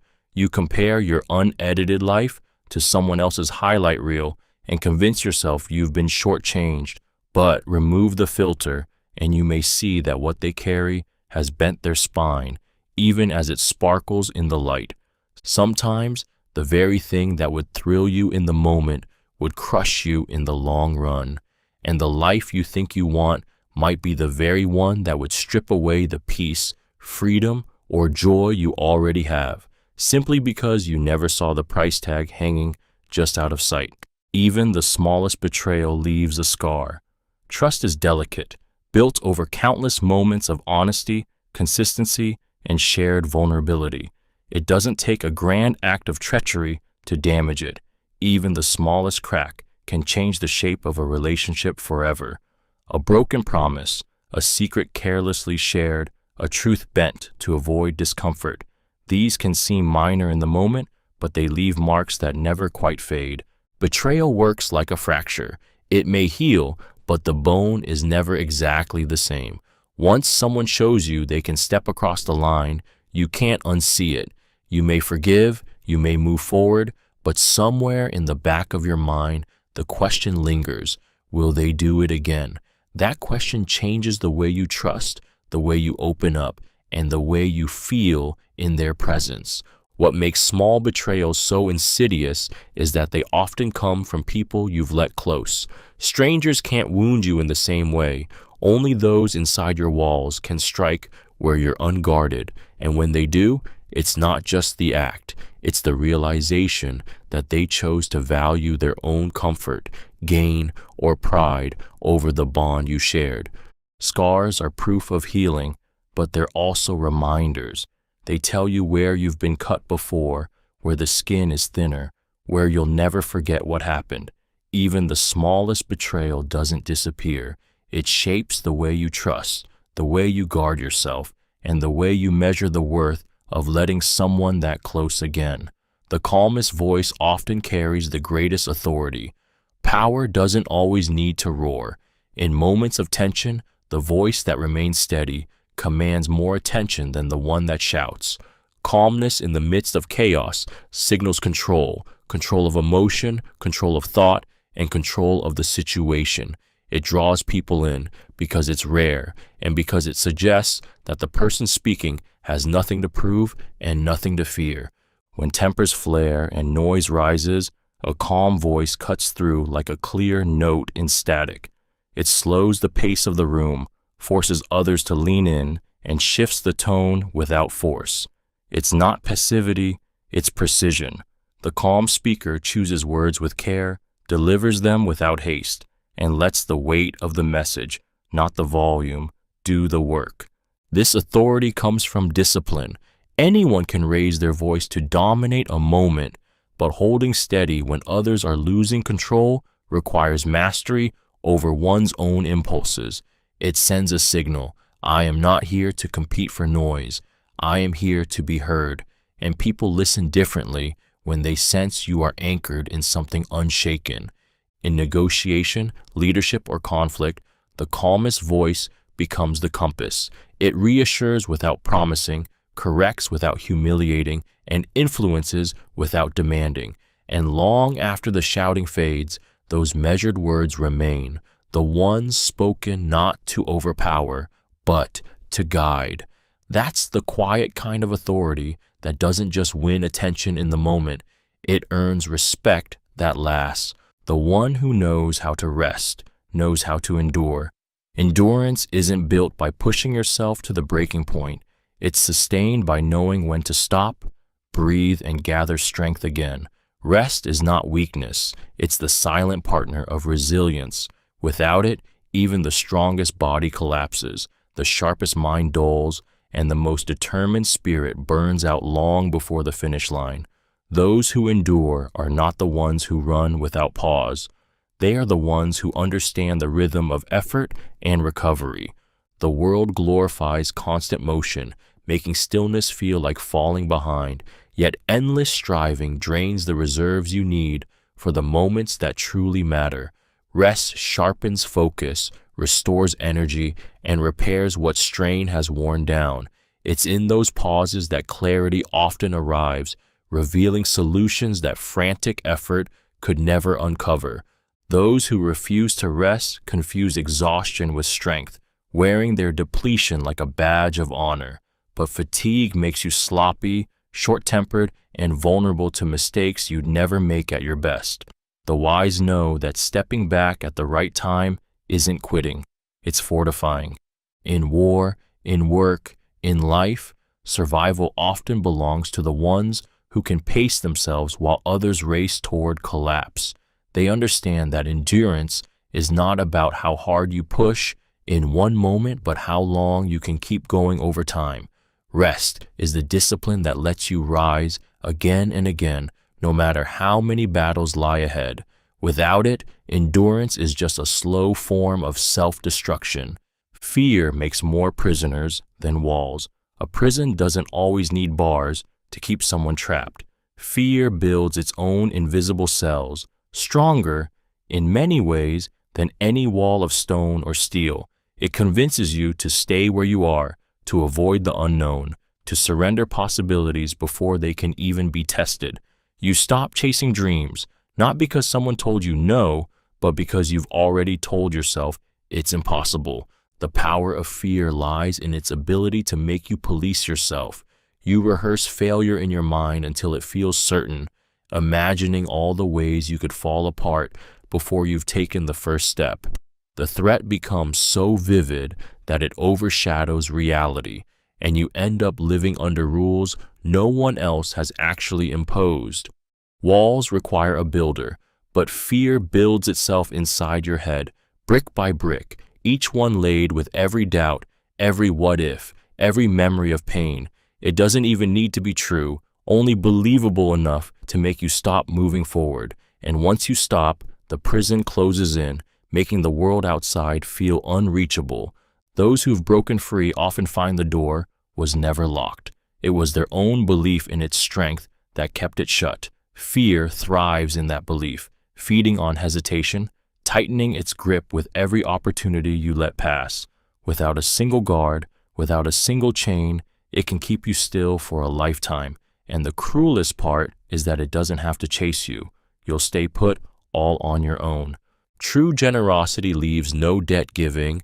At its purest, expects nothing in return. It isn't a transaction, a silent contract, or a performance meant to earn praise. It's an act of offering without keeping score. True generosity doesn't bind the receiver in obligation. It frees them. It says, I give because I choose to, not because I want something back. Anything else may look like kindness, but it's just disguised leverage. The difference lies in intention. Conditional generosity carries invisible strings, favors that will be called in later, reminders of what you owe, or a subtle expectation that gratitude should be repaid in kind. This kind of giving traps the receiver, making them feel indebted rather than uplifted. True generosity, however, releases both sides from that weight. The giver walks away without needing acknowledgement, and the receiver is left with nothing but the gift itself. In relationships, true generosity might mean helping someone without keeping a mental tally of past favors. In business, it could be offering guidance or resources without angling for influence. Even in small daily acts, sharing time, offering comfort, giving opportunities, the same principle applies. The gift should stand alone, not serve as currency for future demands. The beauty of true generosity is that it plants seeds without claiming ownership of the garden that grows. It trusts that goodness needs no repayment to be worthwhile, and when giving is done this way, it leaves no shadow of debt, only the quiet, lasting warmth of knowing something was given freely, and that freedom is the real gift. To understand someone, walk the road. They avoid a person's truest self is not always revealed in the stories they tell or the image they project, but in the paths they refuse to tread. The roads they avoid are where their fears live, where their wounds remain unhealed, where the truths they don't want to face still linger. If you want to truly understand them, you have to look beyond where they lead you and toward where they refuse to go. Avoidance leaves traces. It's in the subjects they deflect from, the questions they answer with jokes, the opportunities they reject without reason. It's in the way their tone shifts when certain names are mentioned, or how their gaze drops at the hint of a memory. These are the signposts pointing toward what matters most, even if it's buried in pain or shame. Walking that road, whether through direct conversation, observation, or piecing together the fragments they leave behind, reveals the forces that have shaped them. You see the insecurities they protect, the regrets they carry, the battles they never fought but still feel they lost. This perspective doesn't just show you who they are now, it shows you why. But entering those untraveled places requires patience and care. Push too hard and they retreat further. Move too fast and they shut the gates completely. Yet, if you navigate with empathy, you'll find that the road they avoid is often the key to understanding not just their fears, but their strengths. Because what a person hides can speak louder than everything they choose to show. The truth is heavy. Few can carry it. Truth has a weight that polite lies will never possess. It demands strength to face, courage to speak, and resilience to live by. Some truths shatter illusions we've clung to for years. Others expose flaws in ourselves or in those we love. And once seen, they can't be unseen, making them both a gift and a burden. Most people say they want the truth, but what they often want is a version that feels comfortable. The real thing can cut deep, stripping away the safety of denial and forcing choices that can't be undone. It can cost relationships, dismantle identities, and demand sacrifices far heavier than ignorance ever did. For the one who carries it, truth can feel isolating. Speaking it aloud risks rejection or backlash, and holding it quietly can feel like walking with a stone lodged in your chest. It changes how you see people, how you see the world, and sometimes how the world sees you. Yet truth also has a strange kind of purity. It burns away pretenses, leaving only what is real. But the process is rarely gentle. Those unable to bear its weight will avoid it, dismiss it, or even attack the one who brings it, because to accept it would mean reshaping their entire reality. The heavy truth isn't for the faint-hearted. It requires the strength to carry its full weight without letting it crush you, and the wisdom to know when speaking it will set someone free, and when it will only bury them deeper. Happiness is not owned, only rented through gratitude. People chase happiness as if it's a possession, something they can acquire, lock away, and keep forever. But happiness is not a trophy. It's a temporary state, fleeting by nature, slipping away the moment it's taken for granted. You cannot own it any more than you can own a sunrise. At best, you rent it, and gratitude is the rent you pay. Gratitude turns ordinary moments into treasures. Without it, even the most extraordinary blessings begin to feel dull, routine, and insufficient. You can have everything you once wished for, yet feel empty if you've lost the ability to appreciate it. Gratitude sharpens your vision, allowing you to see value in what's already in your hands instead of endlessly longing for what's not. The reason happiness fades isn't because life always gets worse. It's because we adapt. The mind normalizes joy until it feels like the baseline, and without conscious gratitude, that baseline shifts toward dissatisfaction. Gratitude disrupts this drift. It forces you to stop, notice, and name the things worth cherishing before they slip unnoticed into the background.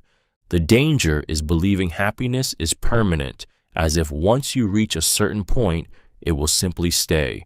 That illusion breeds entitlement, and entitlement is the enemy of joy. Gratitude, on the other hand, is active. It's the daily payment that keeps happiness present in your life.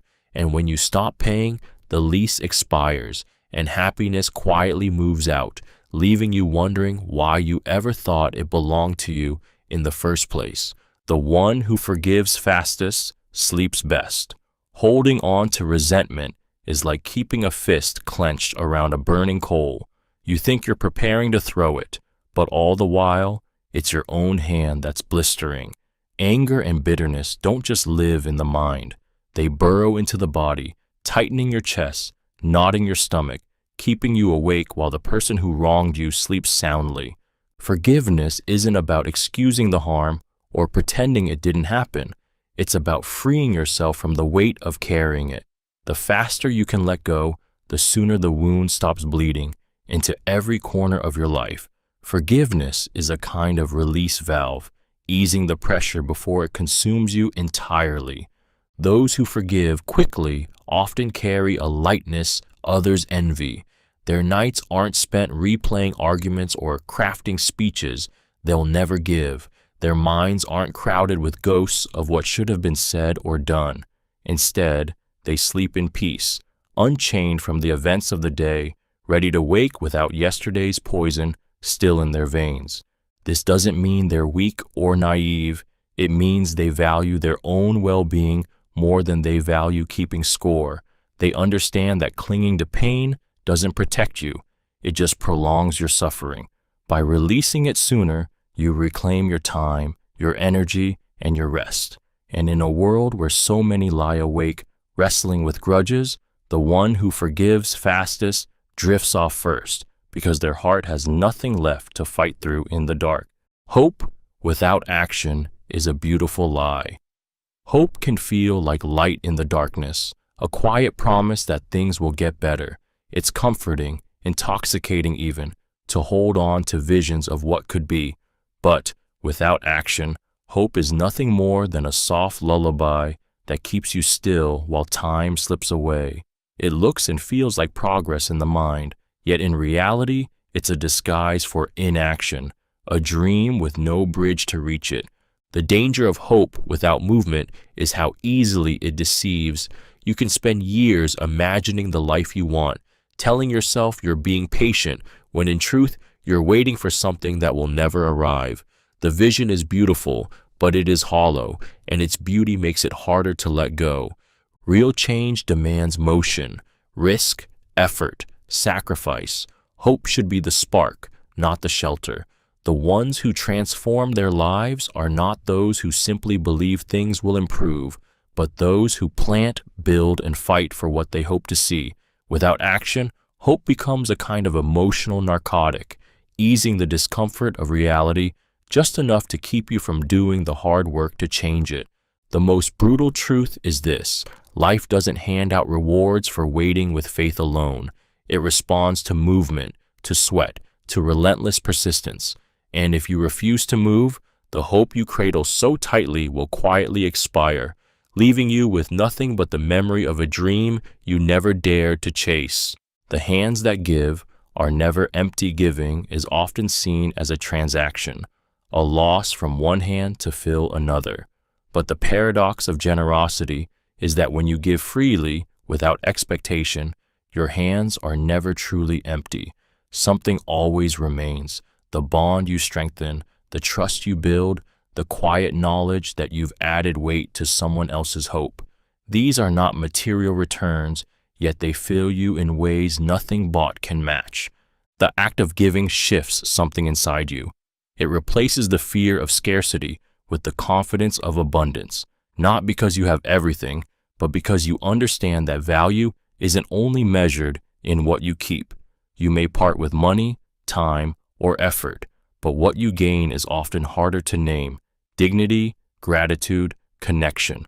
The more you give, the more you realize you were never as empty as you feared. Some will see giving as weakness, assuming that to give is to be taken from, but those who live with open hands know the opposite. What flows out has a way of flowing back, often from directions you never expected. Even when nothing returns in kind, the act itself becomes part of who you are, a wealth that can't be stolen. Hands that hoard grow stiff and closed. Hands that give remain open to receive life in all its forms. And in that openness, you find that generosity doesn't deplete, it transforms, leaving you fuller than before with something no one can take away. When the roots are deep, there's no reason to fear the wind. Strength doesn't come from avoiding storms. It comes from being grounded enough to withstand them. Deep roots are built through character, resilience, and a clear sense of who you are.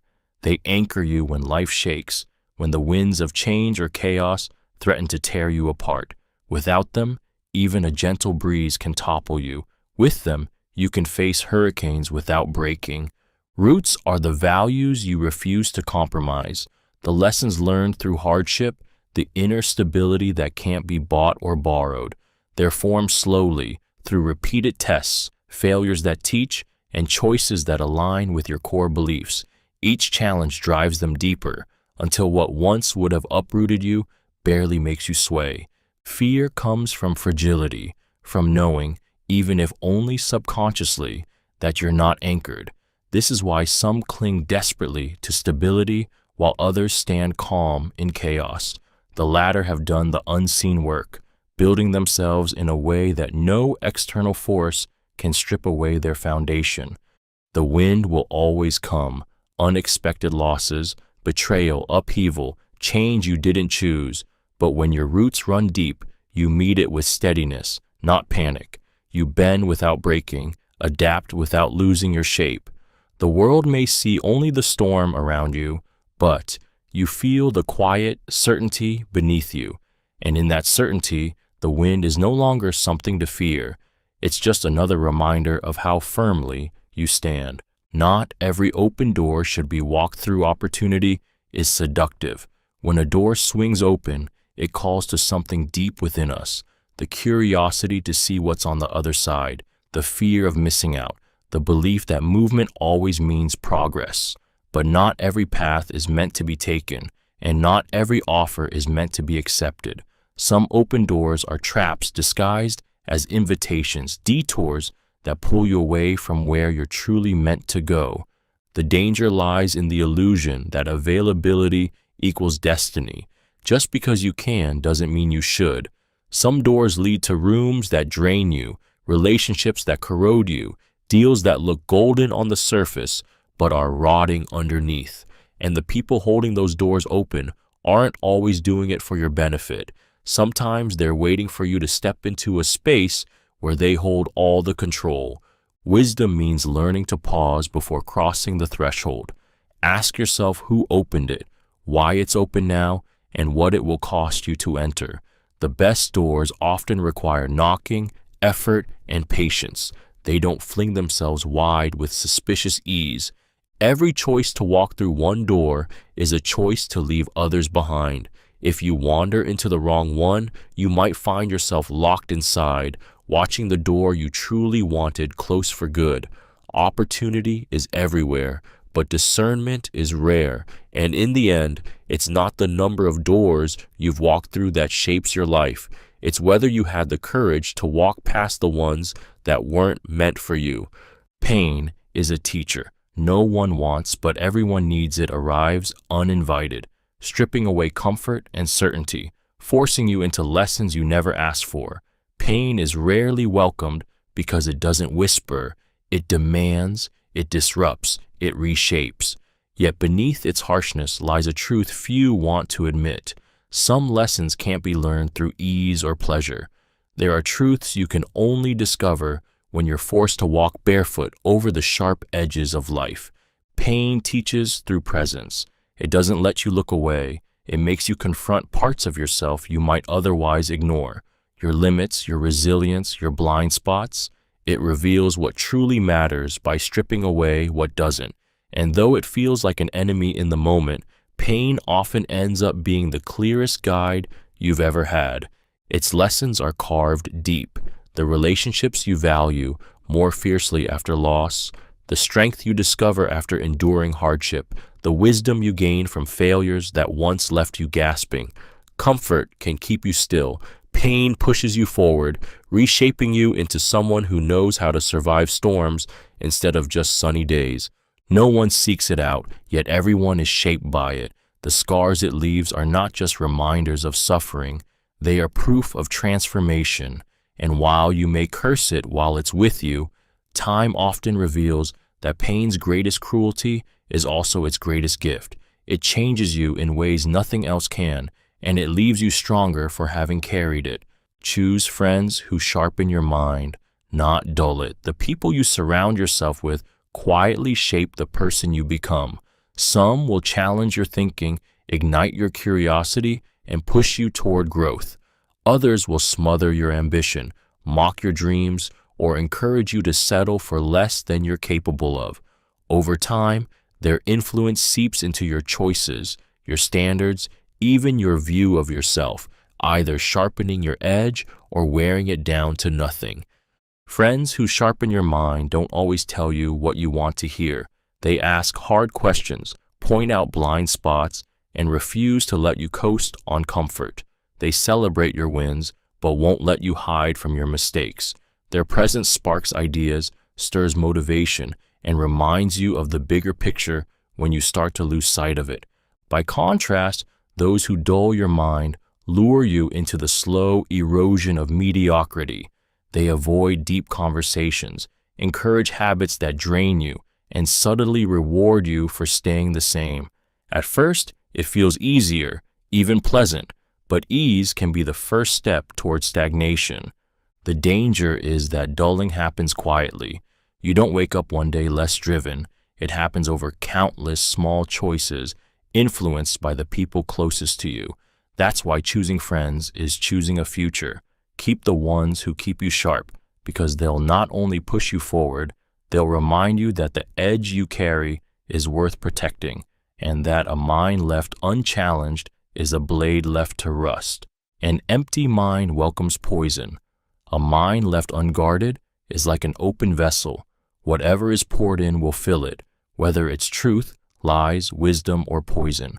When you do not actively seek knowledge, question ideas, or sharpen your own thinking, you leave space for others to plant their narratives unchecked. And not everyone who offers you words has your best interest in mind. Manipulators, ideologues, and opportunists prey on emptiness. They feed it with half-truths, emotional triggers, and convincing stories until their version of reality becomes yours. Without a foundation of your own, you accept what you're given, not because it's right, but because it's the only thing there. A void doesn't stay empty for long. Something always rushes in to fill it. An untrained mind can't distinguish nourishment from poison. It swallows opinions as facts, desires as needs, and fear as truth. Over time, the poison becomes familiar, even comfortable, making it harder to recognize the harm it's doing.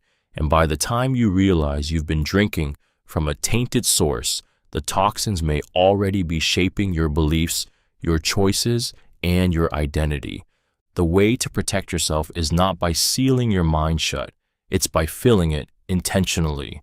Curiosity, critical thinking, and self-education act as a filter, allowing you to examine what enters before it settles.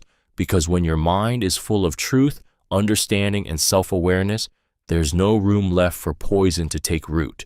The danger isn't just in what others pour in, it's in how ready you are to drink it without question. What you repeat becomes your reality. The human mind is a sculptor, and repetition is its chisel. Every thought you replay, every word you speak, every habit you practice carves deeper into the shape of your life. At first, these repetitions may seem harmless, a passing phrase, a small routine, a fleeting belief. But over time, they sink into the subconscious, quietly setting the boundaries of what you think is possible. If you tell yourself you're unlucky, unworthy, or doomed to fail, those words stop being opinions and start becoming instructions to your mind. You begin to notice only the proof that supports them, filtering the world through the lens you've rehearsed. The opposite is just as true. Repeat confidence, gratitude, and possibility often enough, and your mind starts seeking ways to confirm them. Habits work the same way. The actions you choose daily, even the smallest ones, stack upon each other until they form the structure of your reality. One skipped workout seems meaningless, but skipping becomes a pattern. One moment of discipline feels minor, but discipline repeated becomes identity. Repetition is how truth, real or imagined, takes root. The danger is that most people don't realize they are training themselves every day, unconsciously rehearsing a version of life they don't actually want. But the moment you become aware, you can choose the script you repeat. And when you do, your reality begins to shift. Not because the world suddenly changes, but because you've been quietly building the version of it you believe in most. Beware the man with nothing to lose. A man stripped of everything, security, reputation, purpose, stands in a place most will never understand.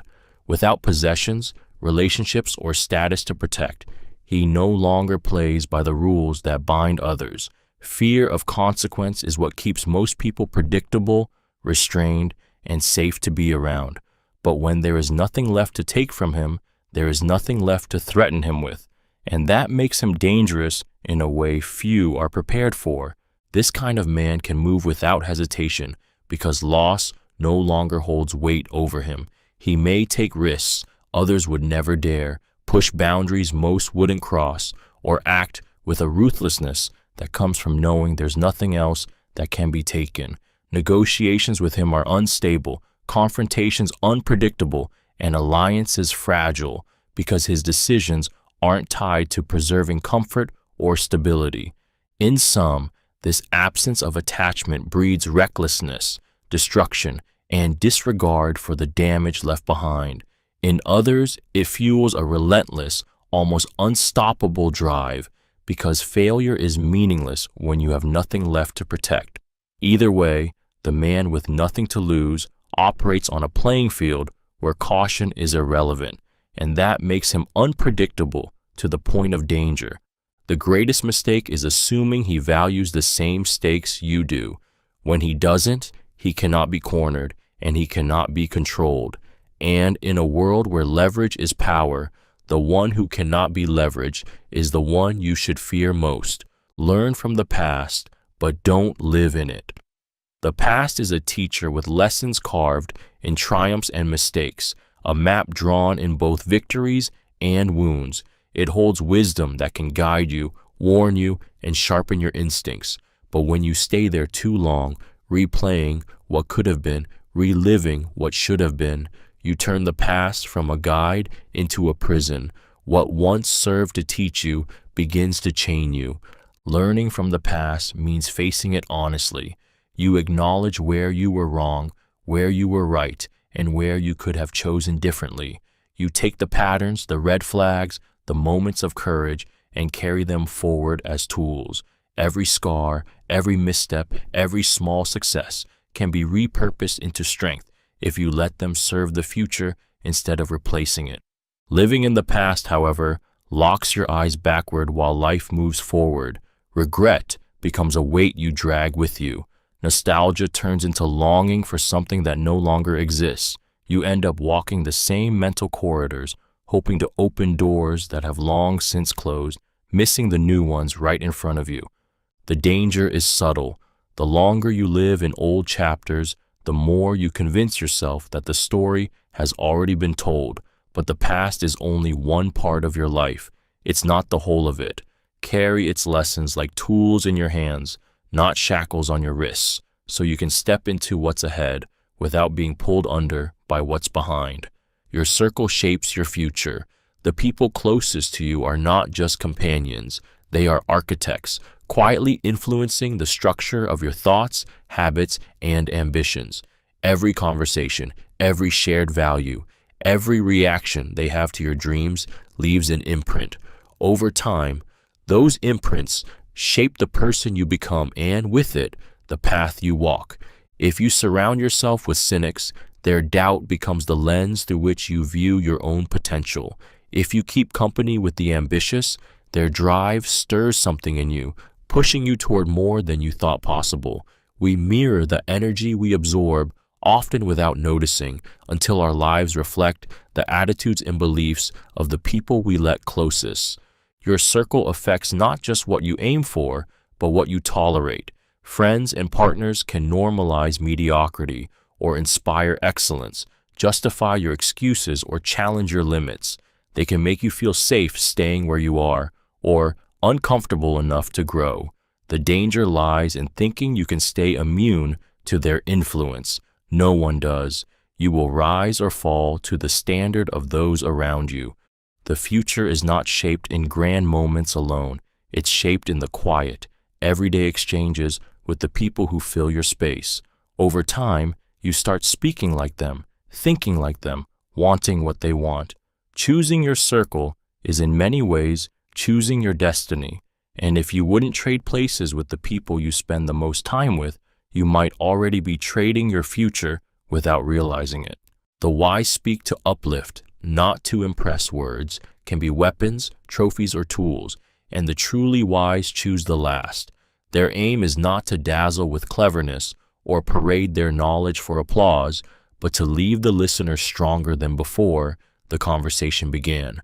They understand that language can either build walls of ego or bridges of connection, and that the desire to impress often serves the speaker more than the listener. When someone speaks to uplift, their words are chosen with care. They're not concerned with being the smartest person in the room. They're focused on making the room smarter, braver, and more alive with possibility.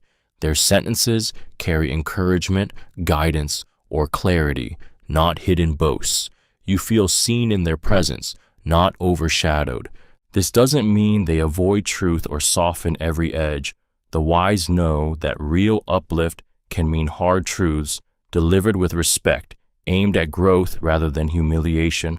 They speak in a way that invites reflection instead of defensiveness, leaving you with something to hold on to rather than something to recover from. Those who speak only to impress may earn momentary admiration, but it fades quickly, often replaced by distance or resentment. Those who speak to uplift create ripples that last, because they give something of value that echoes long after the conversation ends. And while the impressive voice seeks to be remembered, The uplifting voice ensures it's the listener who walks away feeling unforgettable. Great storms reveal strong foundations. Calm days make it easy to believe everything is steady. Walls stand tall, roofs stay intact, and the ground feels unshakable when the skies are clear.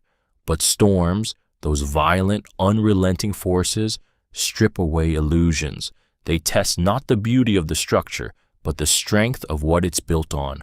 And when the winds howl and the rain pounds, weakness cannot hide. In life, these storms come as crises, betrayals, losses, and unexpected upheavals. They tear through comfort and predictability, revealing which relationships are anchored in trust and which were held together by convenience. They show whether your principles stand firm or crumble under pressure, whether your character is built on something solid or only painted to look that way. A strong foundation doesn't mean you won't feel the storm. It means you can take the hit without collapsing. It's the discipline you built before temptation arrived, the resilience you forged before tragedy struck, the loyalty that holds even when it's costly. Those who have built on truth, integrity, and preparation may sway, may crack, but they don't fall. And when the storm passes, the difference is unmistakable. Some are left with only rubble, realizing too late that they built on sand. Others emerge battered but standing, their strength no longer assumed but proven. In this way, the storms we fear most often give us the clearest vision, showing us not only who and what will endure, but also what must be rebuilt from the ground up. Time spent alone is rarely wasted. Solitude is often mistaken for emptiness, as if being alone means something is missing. But time spent with only yourself can be some of the most valuable time you ever have. It strips away the noise, the constant pull of other people's needs and opinions, and leaves you with the raw truth of your own thoughts. In that space, you can hear what the world's volume drowns out, your own voice. Alone, you're free from performance. There's no need to please, to prove, to match anyone's rhythm but your own. That freedom can lead to clarity, the kind that's hard to find in crowded rooms. You begin to notice what you actually want, what you actually think, and who you actually are when no one is watching. It's in solitude that ideas are born, wounds begin to heal, and ambitions take root. It's where you can recalibrate after being pulled in too many directions, where you can sharpen your mind without distraction, and where you can simply rest without explanation. The fear of being alone makes some people fill every hour with company, but constant presence can blur your edges. Time alone sharpens them. It teaches self-reliance, deepens self-understanding, and strengthens the ability to stand firmly on your own, so that when you return to others, you bring more than you take. Far from being wasted, solitude is an investment. It's the ground where self-respect grows, the forge where resilience is shaped, and the quiet space where you learn that your own company is not just enough. It can be exactly what you needed all along. Love without respect is just possession. Affection can be intoxicating. Warm words, constant attention, the feeling of being wanted so deeply that it seems like proof of love. But without respect, that love is hollow. It isn't a partnership, it's ownership. Respect is what recognizes you as an equal, a person with your own mind, boundaries, and autonomy. Without it, love becomes a cage, even if it's lined with soft words and grand gestures.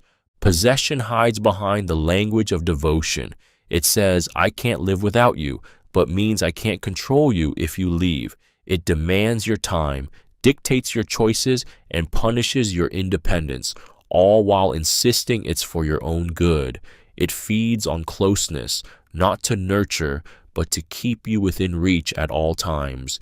This isn't love, it's fear of losing ownership.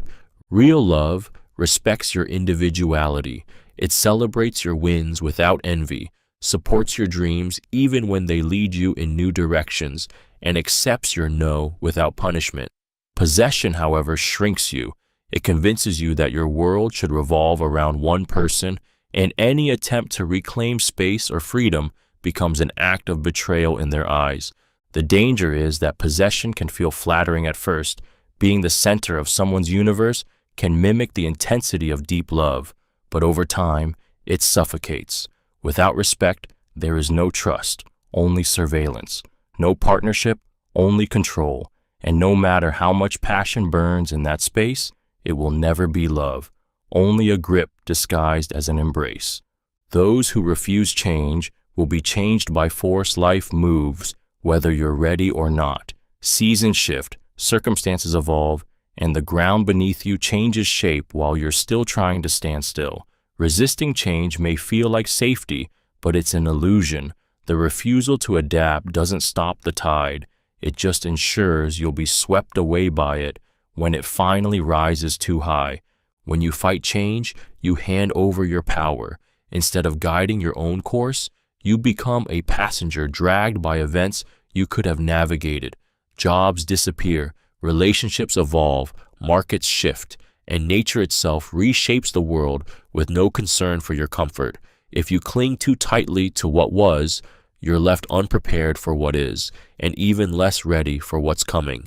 Sometimes the force that changes you is sudden, a crisis, a loss, a disaster that rips you from the life you knew. Other times, it's slow, almost invisible, until one day you realize the world has moved on and you no longer know how to belong in it. Either way, the result is the same. Change arrives and you are transformed, whether willingly or by the pressure of inevitability. Adaptation is the difference between being broken by change and being strengthened by it. Those who embrace it early bend with the wind, learning, evolving, and steering themselves into the future on their own terms. Those who resist are bent anyway, but by then, it's the world that decides their shape. Even the tallest tree started as a seed. Every towering achievement, every unshakable strength, every person who seems untouchable in their success began as something small, fragile, and overlooked. The tallest tree was once a seed, buried in darkness, unseen by the world, relying on nothing but time, patience, and the quiet persistence to push through the soil. Greatness never arrives fully formed. It grows, layer by layer, in seasons of both abundance and struggle. Seeds don't sprout overnight, and neither do dreams. There is a period where nothing seems to be happening, where the work is invisible and the effort feels unrewarded. But beneath the surface, roots are forming, anchoring you, feeding you, preparing you to withstand the storms ahead. Without those roots, the first strong wind could topple you, no matter how quickly you've grown. The tallest tree didn't get there without weathering harsh seasons. It faced drought, storms, and countless obstacles that could have ended its growth. Yet each challenge carved strength into its rings, made it sturdier, and taught it how to reach higher while staying grounded. It's easy to envy someone at their full height, forgetting the years they spent pushing through the soil. But if you understand the process, you stop rushing your own growth. You see that the small beginnings, the invisible work, the quiet persistence, these are not delays. They are the very things that make towering heights possible. And one day, if you keep growing, you'll stand tall, not just because you reach the sky, but because your roots run deeper than anyone can see. The truth will cost you friends, but buy you freedom. Speaking the truth can be an act of quiet rebellion, because not everyone wants to hear it, especially when it threatens the illusions they cling to. Some will turn from you, not because you were cruel, but because your honesty forces them to confront something they'd rather avoid. Friendships built on comfort instead of authenticity can crack under that weight, and in losing them, it may feel as though you've traded connection for loneliness. But the truth, once spoken, has a way of unshackling you. No more rehearsing what to say to keep the peace. No more bending yourself to fit the shape others expect. No more carrying the burden of unspoken words that gnaw at you in silence. It frees your mind from the exhausting task of maintaining a false harmony, even if that means walking through a storm of disapproval. The friends who remain after the truth are the ones who value integrity over flattery, growth over comfort. They may challenge you, but they will not ask you to be smaller than you are. In that circle, your words carry weight because they know they are real, not tailored to please. Truth is expensive in the short term. It can strip away people, opportunities, even the ease of certain relationships. But what it leaves behind is worth far more: the freedom to live without the constant fear of being exposed, the ability to stand by your own words, and the rare peace that comes from knowing your life is no longer built on a lie. Anger is often grief in disguise. On the surface, anger roars. It's loud, sharp, and urgent. But beneath that heat, there is often something quieter, heavier, and far more fragile: grief. Many eruptions of rage are not born from pure hostility, but from a deep ache over something lost: a relationship, an expectation, a sense of safety, a version of yourself that will never return. Anger is the armor we put on when grief feels too raw to expose. Grief is vulnerable. Its soft edges and open wounds, a surrender that admits we are hurting. Anger, on the other hand, feels like action. It lets us stand instead of collapse, shout instead of sob, strike instead of break. In moments of loss or disappointment, rage can feel safer than mourning because it directs the pain outward instead of letting it swallow us from within. The danger is that when grief wears the mask of anger, the real wound goes unhealed. We fight battles that don't matter, push away people who could comfort us, and feed a fire that only burns us in the end. The truth beneath the fury remains untouched, silently shaping our behavior and keeping us locked in cycles of reaction. If you strip the anger back far enough, you often find the sadness you didn't want to feel, the longing you didn't want to admit, the reality you didn't want to accept. And until that grief is acknowledged, the anger will keep rising, not because you're simply mad, but because you're mourning in a language that hides the true depth of your loss. The first to apologize is the bravest. An apology may seem simple, a few words, a moment of humility, but in reality, it is one of the most vulnerable acts a person can offer. It requires lowering the defenses, setting aside pride, and admitting fault in a world that often confuses apology with weakness. To speak those words first, without knowing how they'll be received, is to step into uncertainty with nothing but courage in your hands. The bravery lies in the risk. An apology opens you up to rejection, to the possibility that your sincerity will be ignored or met with anger. It exposes your mistakes without guarantee of forgiveness. It forces you to face the discomfort of your own humanity and say, "I could have done better." Many would rather cling to stubborn silence than endure that moment of naked honesty. Being first means breaking the standoff. It means taking responsibility before the other person does, not because you're entirely at fault, but because you value peace over ego. It's a choice to lead the way toward healing, even if you have to do it alone. And when it's genuine, an apology has the power to soften walls that seemed unbreakable. It can change the temperature of a conversation, shift the course of a relationship, and remind both sides that connection matters more than pride. The one who apologizes first does not lose, they lead, proving that strength is not always about standing tallest, but about bowing low enough to make room for understanding to grow. The one who asks the most questions learns the most answers. Curiosity is the key that unlocks doors others don't even notice. Those who ask questions refuse to be content with surface-level understanding. They dig, they challenge, they explore the spaces between what is known and what is assumed. Every question is an invitation for truth to reveal itself, for wisdom to step forward, for the world to be seen in a way it hasn't before. Questions strip away the illusion of certainty. They turn vague ideas into clear knowledge and expose the gaps in what you think you know. More importantly, they force others to think deeper, to articulate, and sometimes to confront truths they've avoided.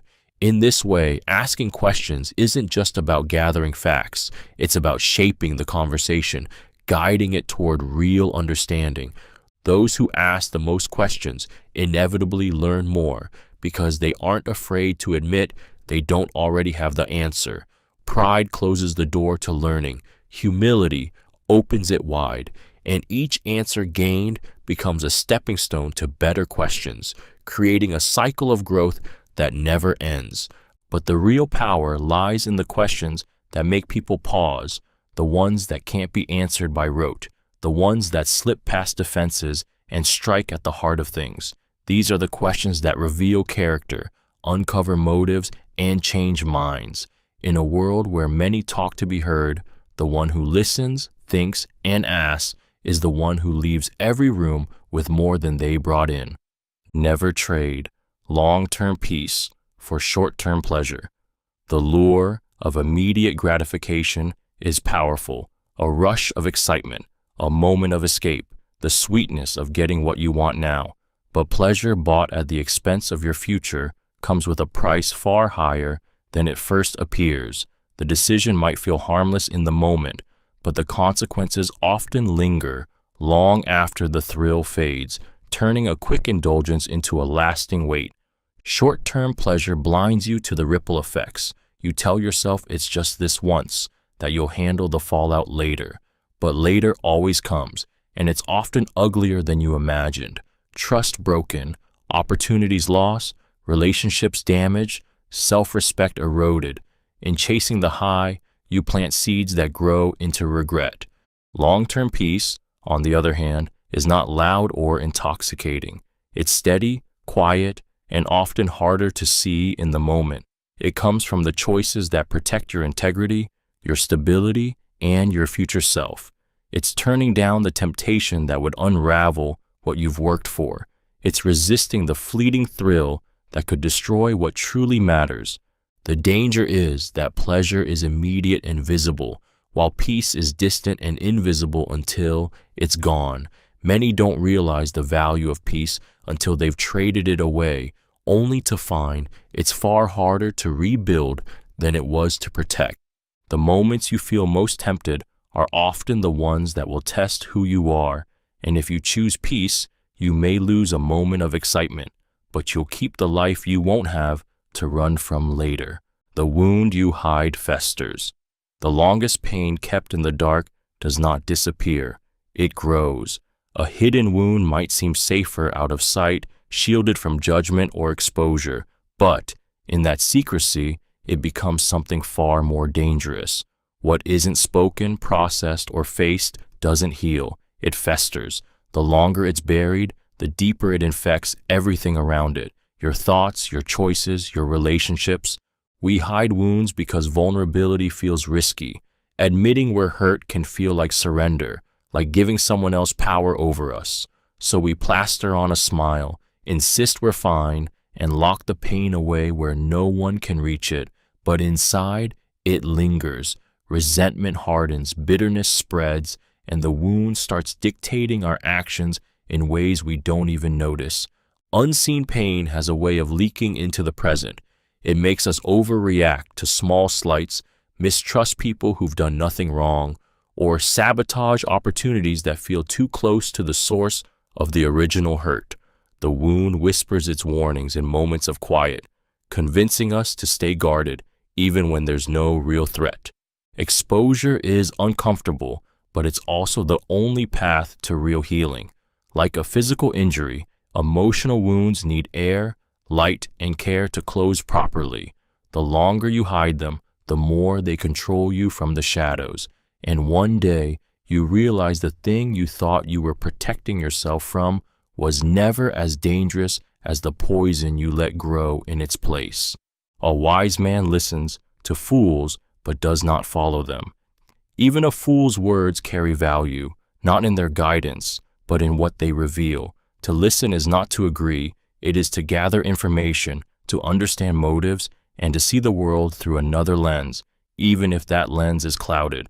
The wise know that shutting out voices entirely means risking blindness to perspectives, intentions, and warnings hidden within them. Listening to fools teaches discernment.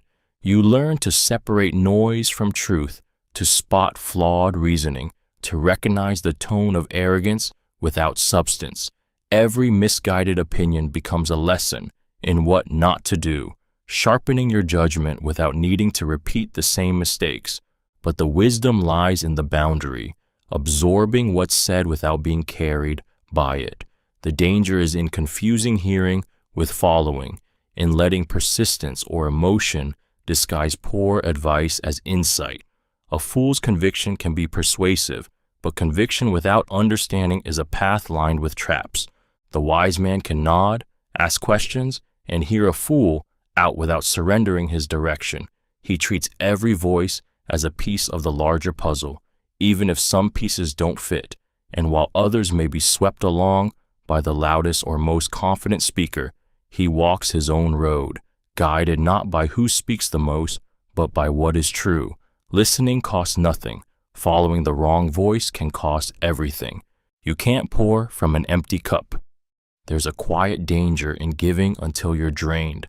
The belief that selflessness means emptying yourself completely for others. At first, it feels noble, even admirable, to keep showing up, to keep saying yes, to keep pouring out your time, energy, and care.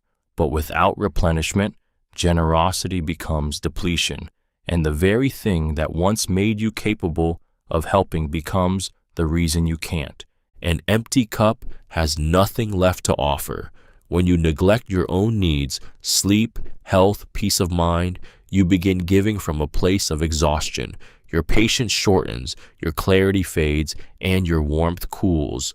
You may still be present physically, but the best parts of you are worn thin. Those you're trying to help may not notice at first, but eventually the cracks show. Taking care of yourself isn't selfish.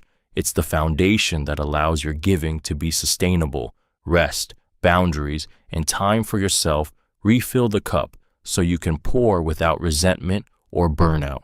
A full cup overflows naturally.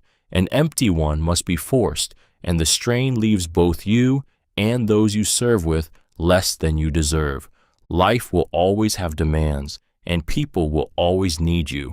But if you ignore your own well-being in the process, the cost will be greater than the help you've given.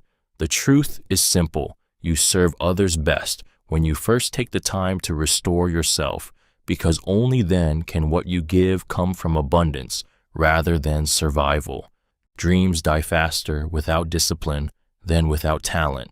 Talent can open a door, but discipline is what keeps it from closing. The world is full of gifted people whose abilities dazzled for a moment and then vanished, not because they weren't good enough, but because they couldn't sustain the work required to turn potential into permanence. Talent might make the start easier, but without discipline, it withers before it can bloom. Discipline is the daily grind that doesn't care about mood or motivation. It's showing up when you're tired, practicing when you'd rather rest, pushing through the moments when no one is watching and no applause is coming. It's the force that turns flashes of brilliance into lasting achievement. Without it, even the most extraordinary talent becomes nothing more than a story of what could have been. What makes discipline so powerful is that it compounds. Every small, consistent effort builds momentum, sharpens skill, and strengthens resilience. Talent alone can make you impressive. Discipline can make you unstoppable. The danger is that talent can create a false sense of security. When you're naturally good at something, it's tempting to believe you'll always be ahead, but there will always be someone with less talent but more persistence, and they will outlast you. Dreams don't die in a single day. They die slowly, in skipped practices, abandoned plans, and excuses disguised as reasons. And when the dream finally collapses, it won't be because you lack the ability. It will be because you lack the discipline to protect and grow it until it could stand on its own. Not everyone is meant to sit at your table. Not every person who enters your life deserves a seat where you share your trust, your time, and your energy. Your table, whether literal or symbolic, is sacred space. It's where you give the best of yourself, where your guard drops, and where influence is closest. Letting the wrong people sit there means giving them access to your heart, your plans, and the parts of you that can't easily be rebuilt if they're broken. Some arrive at your table with warmth and good intentions. Others come with appetites that have nothing to do with nourishment. They take without giving, listen without truly hearing, and study you not to understand but to use. The danger isn't always obvious at first. They may seem charming, helpful, even loyal, until the moment you realize their presence costs more than it gives. Protecting your table is not about arrogance. It's about discernment. You can be kind without being open to everyone. You can wish someone well without handing them the silverware to cut into you. Boundaries are the walls that keep your table a place of safety and growth rather than a stage for manipulation or harm. The truth is, not everyone who smiles at you has earned the right to be close to you. Some belong in the crowd, some at the outer edges, and only a few at the seats nearest to your heart. Who you allow there will shape your peace, your progress, and the life you're building. So choose carefully, because the wrong guest can spoil the whole feast. A clear conscience is the best pillow. Rest doesn't come from the softness of the bed or the weight of the blankets. It comes from the absence of unrest within yourself. A clear conscience is the quiet knowing that you acted with integrity, that you spoke truth when it mattered, and that you did not betray your own values to get what you wanted. It is the peace of having nothing to hide, no lies to defend, no wrongs gnawing at the edges of your mind when the lights go out. Sleep is fragile when guilt or deceit lingers. Every decision you regret replays itself in the dark. Every compromise you made at the cost of your principles creeps back into your thoughts. You toss, turn, and calculate justifications that never quite feel solid enough to silence the unease. A clear conscience removes that weight. Even in hardship, even when outcomes aren't perfect, you can rest knowing you acted as best you could. This clarity doesn't require perfection. It requires honesty, the courage to admit mistakes, and the willingness to make them right when possible. The world offers many comforts to help you sleep: expensive mattresses, dim lighting, the hum of white noise, but none of them quiet the mind like living in alignment with your own moral compass. In that stillness, there are no questions left to answer, no shadows creeping in from choices you wish you hadn't made. There is only the deep, unshakable rest that comes from knowing your heart is clean and that nothing within you needs to be hidden from the night. The more you need applause, the less you hear truth. The craving for applause is seductive. It feels like validation, like proof that you're enough. But the louder the clapping gets, the harder it becomes to hear the quiet, uncomfortable truths that would actually help you grow. When approval becomes your fuel, criticism feels like an attack, and truth, especially the kind that challenges you, starts sounding like noise you want to silence. Applause can blind you. It rewards what's popular, not necessarily what's right. People will cheer for what entertains them, for what confirms their beliefs, for what keeps them comfortable, and if your worth depends on that approval, you'll start shaping yourself to keep the noise going, avoiding risks, avoiding honesty, avoiding anything that might cost you their favor. The danger is subtle but deadly to growth.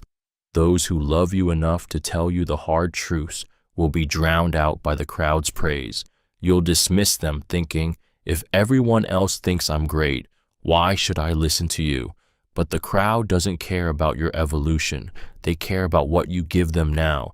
The moment you stop pleasing them, they move on. Truth is rarely delivered with applause. It's often quiet, uncomfortable, and easy to ignore when you're surrounded by cheering. But the applause fades, and when it does, you're left with the consequences of the truths you refuse to hear. In chasing the comfort of praise, you risk losing the very thing that applause can never give you: real growth, real depth, and the respect that remains when the clapping stops. Truth fears no investigation. The truth stands unshaken under the weight of scrutiny. It doesn't need to hide behind half answers, evasions, or shifting stories, because it can withstand every question, every challenge, every searchlight aimed at it. When something is true, it welcomes examination, not because it enjoys being doubted, but because every look only confirms its reality. Lies, however, thrive in shadows. They avoid direct questions, bristle at accountability, and deflect attention to anything but themselves. The moment you begin to pull at their edges, they fray. They demand loyalty over logic, faith over facts, and obedience over understanding, because their survival depends on people never looking too closely. This is why those who fear investigation often fear the truth itself. They mask their resistance with indignation, claiming the questions are an attack, or insisting that doubt is disloyalty. But truth has no need for such defenses. It gains strength from clarity, not concealment. When you seek truth, you have nothing to lose from examination except illusion. When you avoid it, you're protecting something fragile, something that can't survive the light. The more fiercely someone resists being questioned, the more certain you can be that what they're guarding is not truth, but something built to look like it. Truth's greatest proof is its endurance. It can be tested, dissected, doubted, and challenged, and it will remain. The only thing that investigation can destroy is the lie pretending to be it, and the truth will never fear the chance to prove itself. You can't cross the same river. Quiet life is in constant motion. Nothing stays exactly as it was. Not the world, not the people around you, and not you. The river you step into today is never the same river you stepped into before. The current has shifted, the water has moved on, and so have you.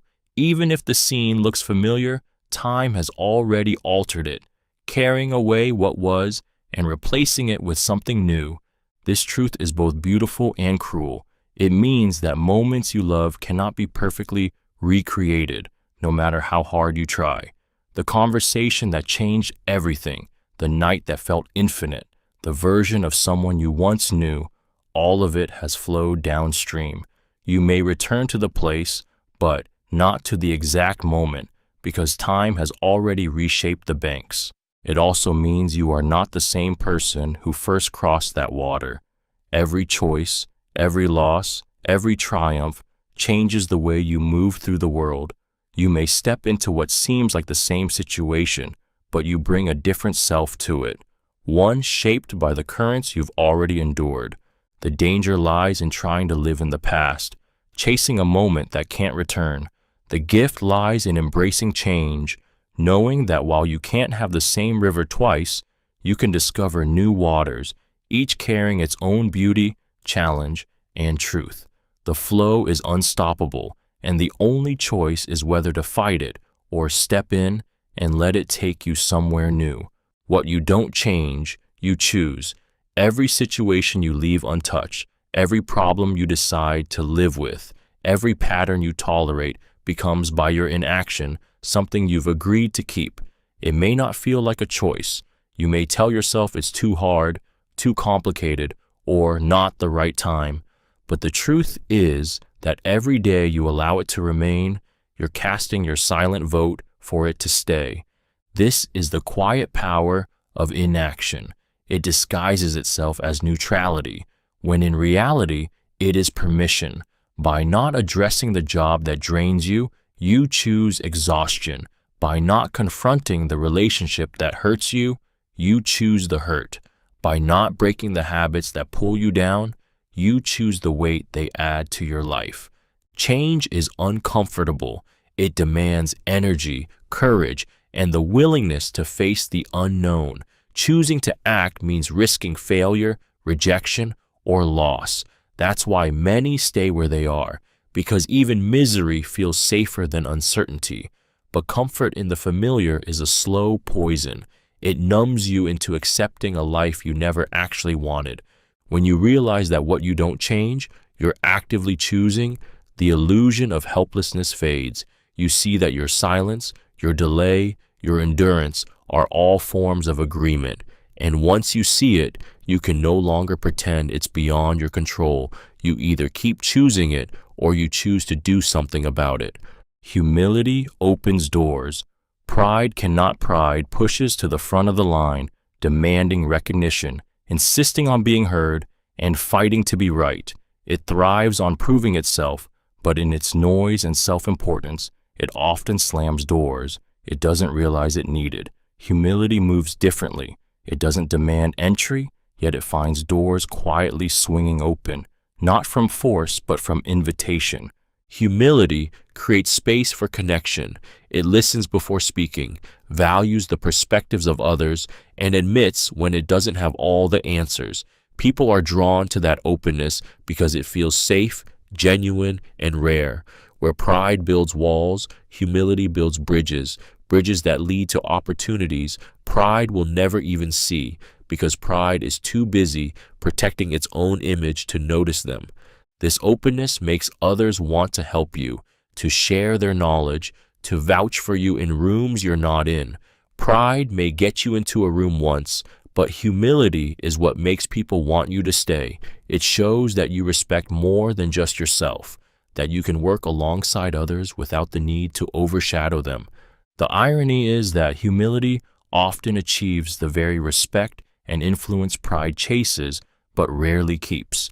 Pride demands loyalty. Humility earns it. Pride shouts its own worth. Humility allows others to speak it for you.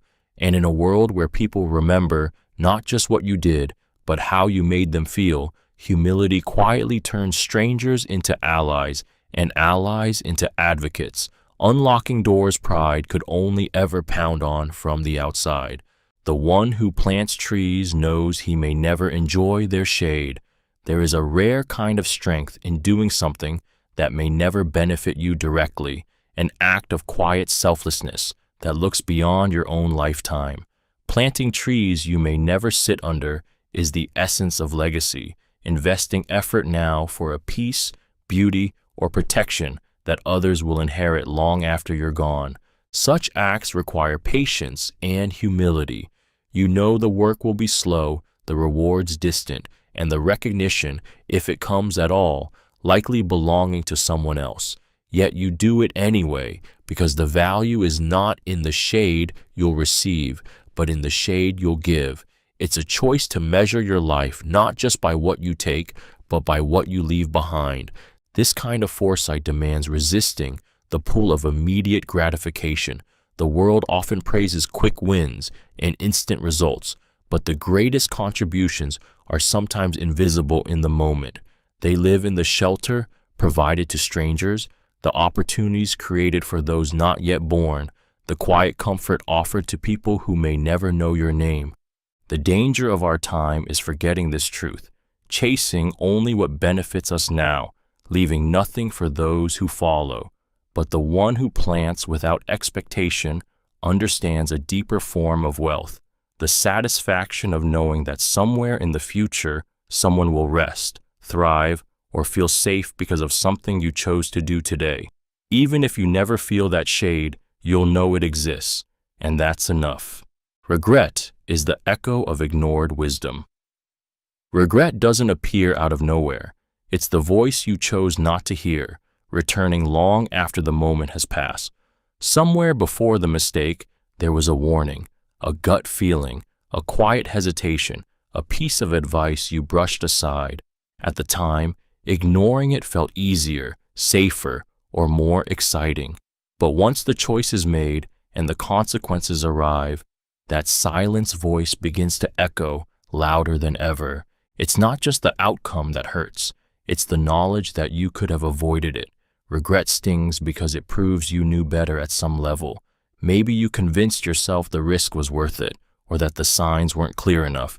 Maybe you thought you had more time, but in hindsight, the wisdom you ignored feels painfully obvious, and the cost of not listening becomes a weight you carry.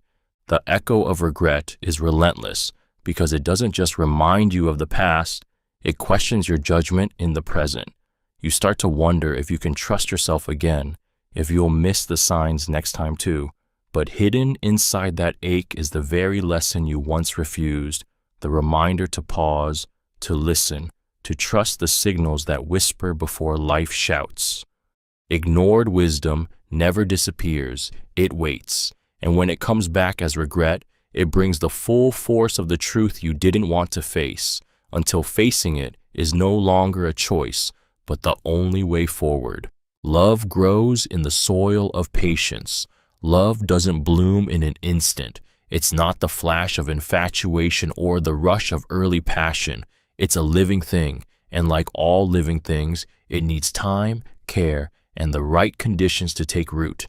Patience is the soil where trust deepens, where understanding unfolds, and where two imperfect people can grow alongside each other without the constant pressure to be flawless from the start. Without patience, love becomes fragile, easily shaken by misunderstandings, mistakes, or the slow seasons when emotions feel less intense. Impatience demands perfection now, turning small flaws into deal breakers and turning every delay into disappointment. But patience allows room for growth. It accepts that love is built as much in quiet days as in passionate ones, and that true connection is forged in the space between conflicts, where forgiveness and grace can take hold. Patience makes room for people to reveal themselves fully, without fear of being discarded for their rough edges. It creates the safety to be honest, the courage to be vulnerable, and the freedom to evolve together instead of apart. It understands that storms will come and seasons will change, but roots planted in patient soil grow strong enough to hold fast through all of it. Love that is rushed may burn brightly, but it rarely lasts. Love that is nurtured patiently deepens into something far greater than the initial spark, a steady flame that doesn't just survive the years, but grows warmer, stronger, and more beautiful because it was given the time to truly take root. What is taken in anger is kept with regret. Anger can feel like a surge of power, a force that justifies action in the moment. It pushes you to grab, to strike, to claim something you believe you're owed, or to take simply because you want to hurt. In the heat of that emotion, reason fades, and all that matters is the release. But when the fire burns out, what you're left holding feels different. What seemed like victory in rage often becomes a weight of shame once clarity returns. Anger is impulsive. It thinks only of the now. It doesn't calculate the long shadow your choices will cast. You may take words you can't unsay, possessions you have no right to, or opportunities you force through at someone else's expense. And while the anger fades quickly, the consequences do not. You're left with the knowledge that what you hold wasn't earned in fairness. It was seized in a moment when emotion drowned out judgment. The worst regret comes not just from the harm you've caused others, but from the damage you've done to yourself. You can't undo the look in someone's eyes after you've crossed a line, and you can't unlive the moment when you became someone you never thought you'd be. The things taken in anger carry a stain, one you feel every time you remember how you got them. And even if no one else sees it, you do. What was won in a heartbeat of rage can follow you for years, not as a prize, but as a reminder of the cost of losing control. The hardest prison to escape is your own mind. Walls of stone can be scaled, doors can be unlocked, chains can be broken, but the barriers built inside your own head are far more difficult to dismantle. These prisons are made of fear, self-doubt, regret, and the beliefs you've repeated to yourself so many times they feel like truth. You carry them everywhere, unseen by others, but as real and confining as any cell. The mind can trap you with memories that replay like endless loops, keeping you chained to moments you can't change. It can whisper that you're not ready, not worthy, not capable, until you believe it so completely that you stop trying. These walls are built quietly, one thought at a time, until you no longer see them as walls. You see them as the limits of your reality. The danger is that this prison is self-maintaining. You become both inmate and guard, reinforcing the bars with every excuse, every avoidance, every surrender to fear. No one else has the key because no one else built it. And that's what makes it so hard to leave. You must first realize you're the one holding the lock. Breaking free means challenging the thoughts you've treated as law, stepping into the unknown without waiting for certainty, and dismantling the lies your mind has fed you for years. It's a slow escape, done in steps rather than leaps. But with each one, you reclaim a little more space until one day you see it. The door was never truly locked. You just had to decide to walk through it. Those who rush miss the treasures hidden on the path. The faster you move, the narrower your vision becomes. In the urgency to reach the next goal, the next milestone, the next better place, you overlook the quiet riches scattered along the way, moments, lessons, and connections that can't be found once you've sped past them. Rushing may get you somewhere faster, but it often leaves you arriving empty-handed. Life's most valuable treasures rarely announce themselves with fanfare. They're tucked inside unplanned conversations, small acts of kindness, failures that teach you more than success ever could, and pauses that give you clarity you didn't know you needed. But when you're in a hurry, these things register as obstacles or delays, not the very gems that make the journey worth taking. Rushing is often fueled by the belief that the destination will make you happy, that once you get there, you'll finally be fulfilled. But the truth is, the destination is only a moment. The path is where the shaping happens, where you become someone capable of holding the joy you're chasing. Skip the path, and you may reach the place you dreamed of, only to find you aren't ready for it. The treasures are not just in where you end up, but in who you become on the way there. And that becoming doesn't happen in the blur of a sprint.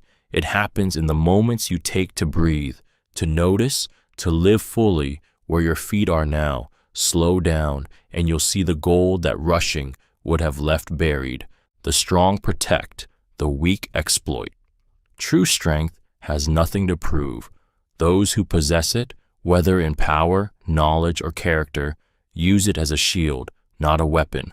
They step forward when others are threatened, carry burdens that aren't theirs, and stand between danger and those who cannot defend themselves. Their worth isn't measured in how many they can dominate, but in how many they can keep safe.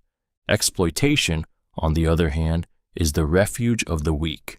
Those who lack real strength grasp for control through manipulation, deceit, and the abuse of whatever advantage they can find.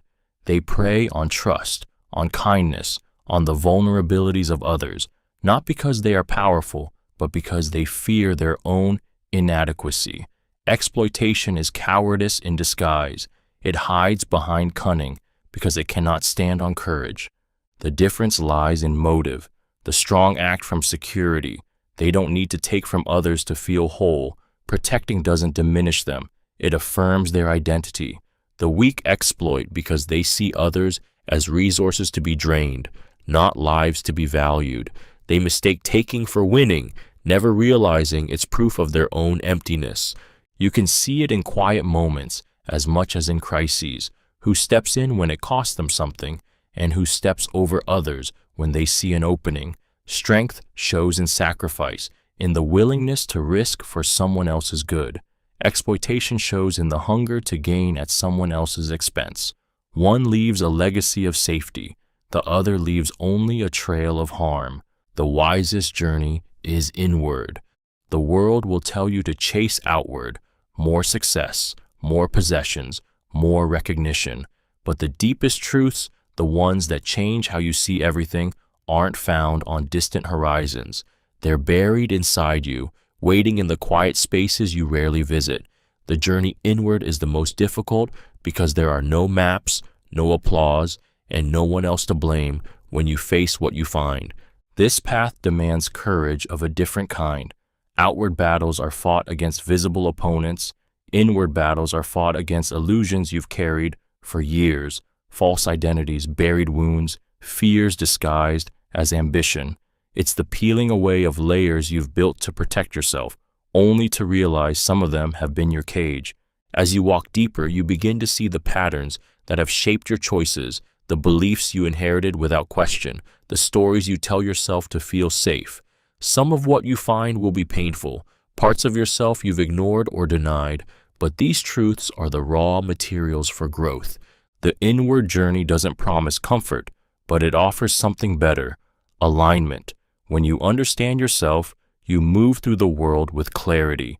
Your choices are cleaner, your relationships more honest, and your sense of direction no longer depends on the noise outside. All other journeys end when you arrive. The inward one never does. Each step takes you closer, not to a destination, but to the unshakable knowing that everything you've been searching for has been within you all along. The hardest person to lead is yourself. It's easy to believe leadership is about guiding others, setting direction, inspiring action, making decisions that move people forward. But the most difficult leadership you will ever face is the one you practice in the mirror. Leading yourself requires discipline when no one is watching, honesty when it's easier to lie, and the courage to make choices that your comfort will fight against. Self-leadership means being both the commander and the soldier, the visionary and the worker. You must set your own standards and then meet them. Hold yourself accountable without excuses and push forward when no applause is coming. It's making the hard call to do what's right for your growth, even when every instinct tells you to take the easier road. The challenge lies in the silence. There's no one to check you when you drift, no one to push you when you stall. The same mind that must give direction is also the one tempted to procrastinate, avoid, and rationalize. And that's why it's harder than leading others. You can't inspire yourself with empty speeches, because deep down, you know whether you mean them. Those who master self-leadership carry a strength that shows everywhere else. They don't wait for permission to improve, and they don't rely on external pressure to move. They know that if they can keep themselves disciplined, focused, and accountable, leading others becomes a natural extension. Because if you can't direct your own steps, you'll never truly guide anyone else's. The moment you stop learning, you start dying. Life is movement, and learning is the heartbeat that keeps it alive. The moment you believe you've seen enough, know enough, or experienced enough, something inside you begins to wither. Growth slows, curiosity fades, the edges of your world begin to close in, not because the world has shrunk, but because you've stopped walking toward what's new. Learning isn't just about gaining skills or collecting facts. It's about staying awake to life. Every book, conversation, and experience has the power to stretch you, to sharpen you, to show you a piece of the world you didn't know existed. Without that, your mind becomes stagnant, replaying the same thoughts in a loop, mistaking familiarity for truth. The danger is that comfort feels safe. It's easier to stay in the circle of what you already understand than to risk being wrong, to risk feeling like a beginner again. But without challenge, without discomfort, you slowly trade vitality for routine. You wake up one day realizing years have passed and you are exactly where you were, except the world has moved on without you. Those who keep learning stay alive in ways that have nothing to do with age. Their minds stay flexible, their perspectives expand, and their eyes remain open to possibilities others overlook. They understand that the mind, like the body, atrophies without use, so they feed it, not to feel superior, but to stay connected to the pulse of life itself. Because the day you stop seeking, questioning, and exploring is the day you stop truly living.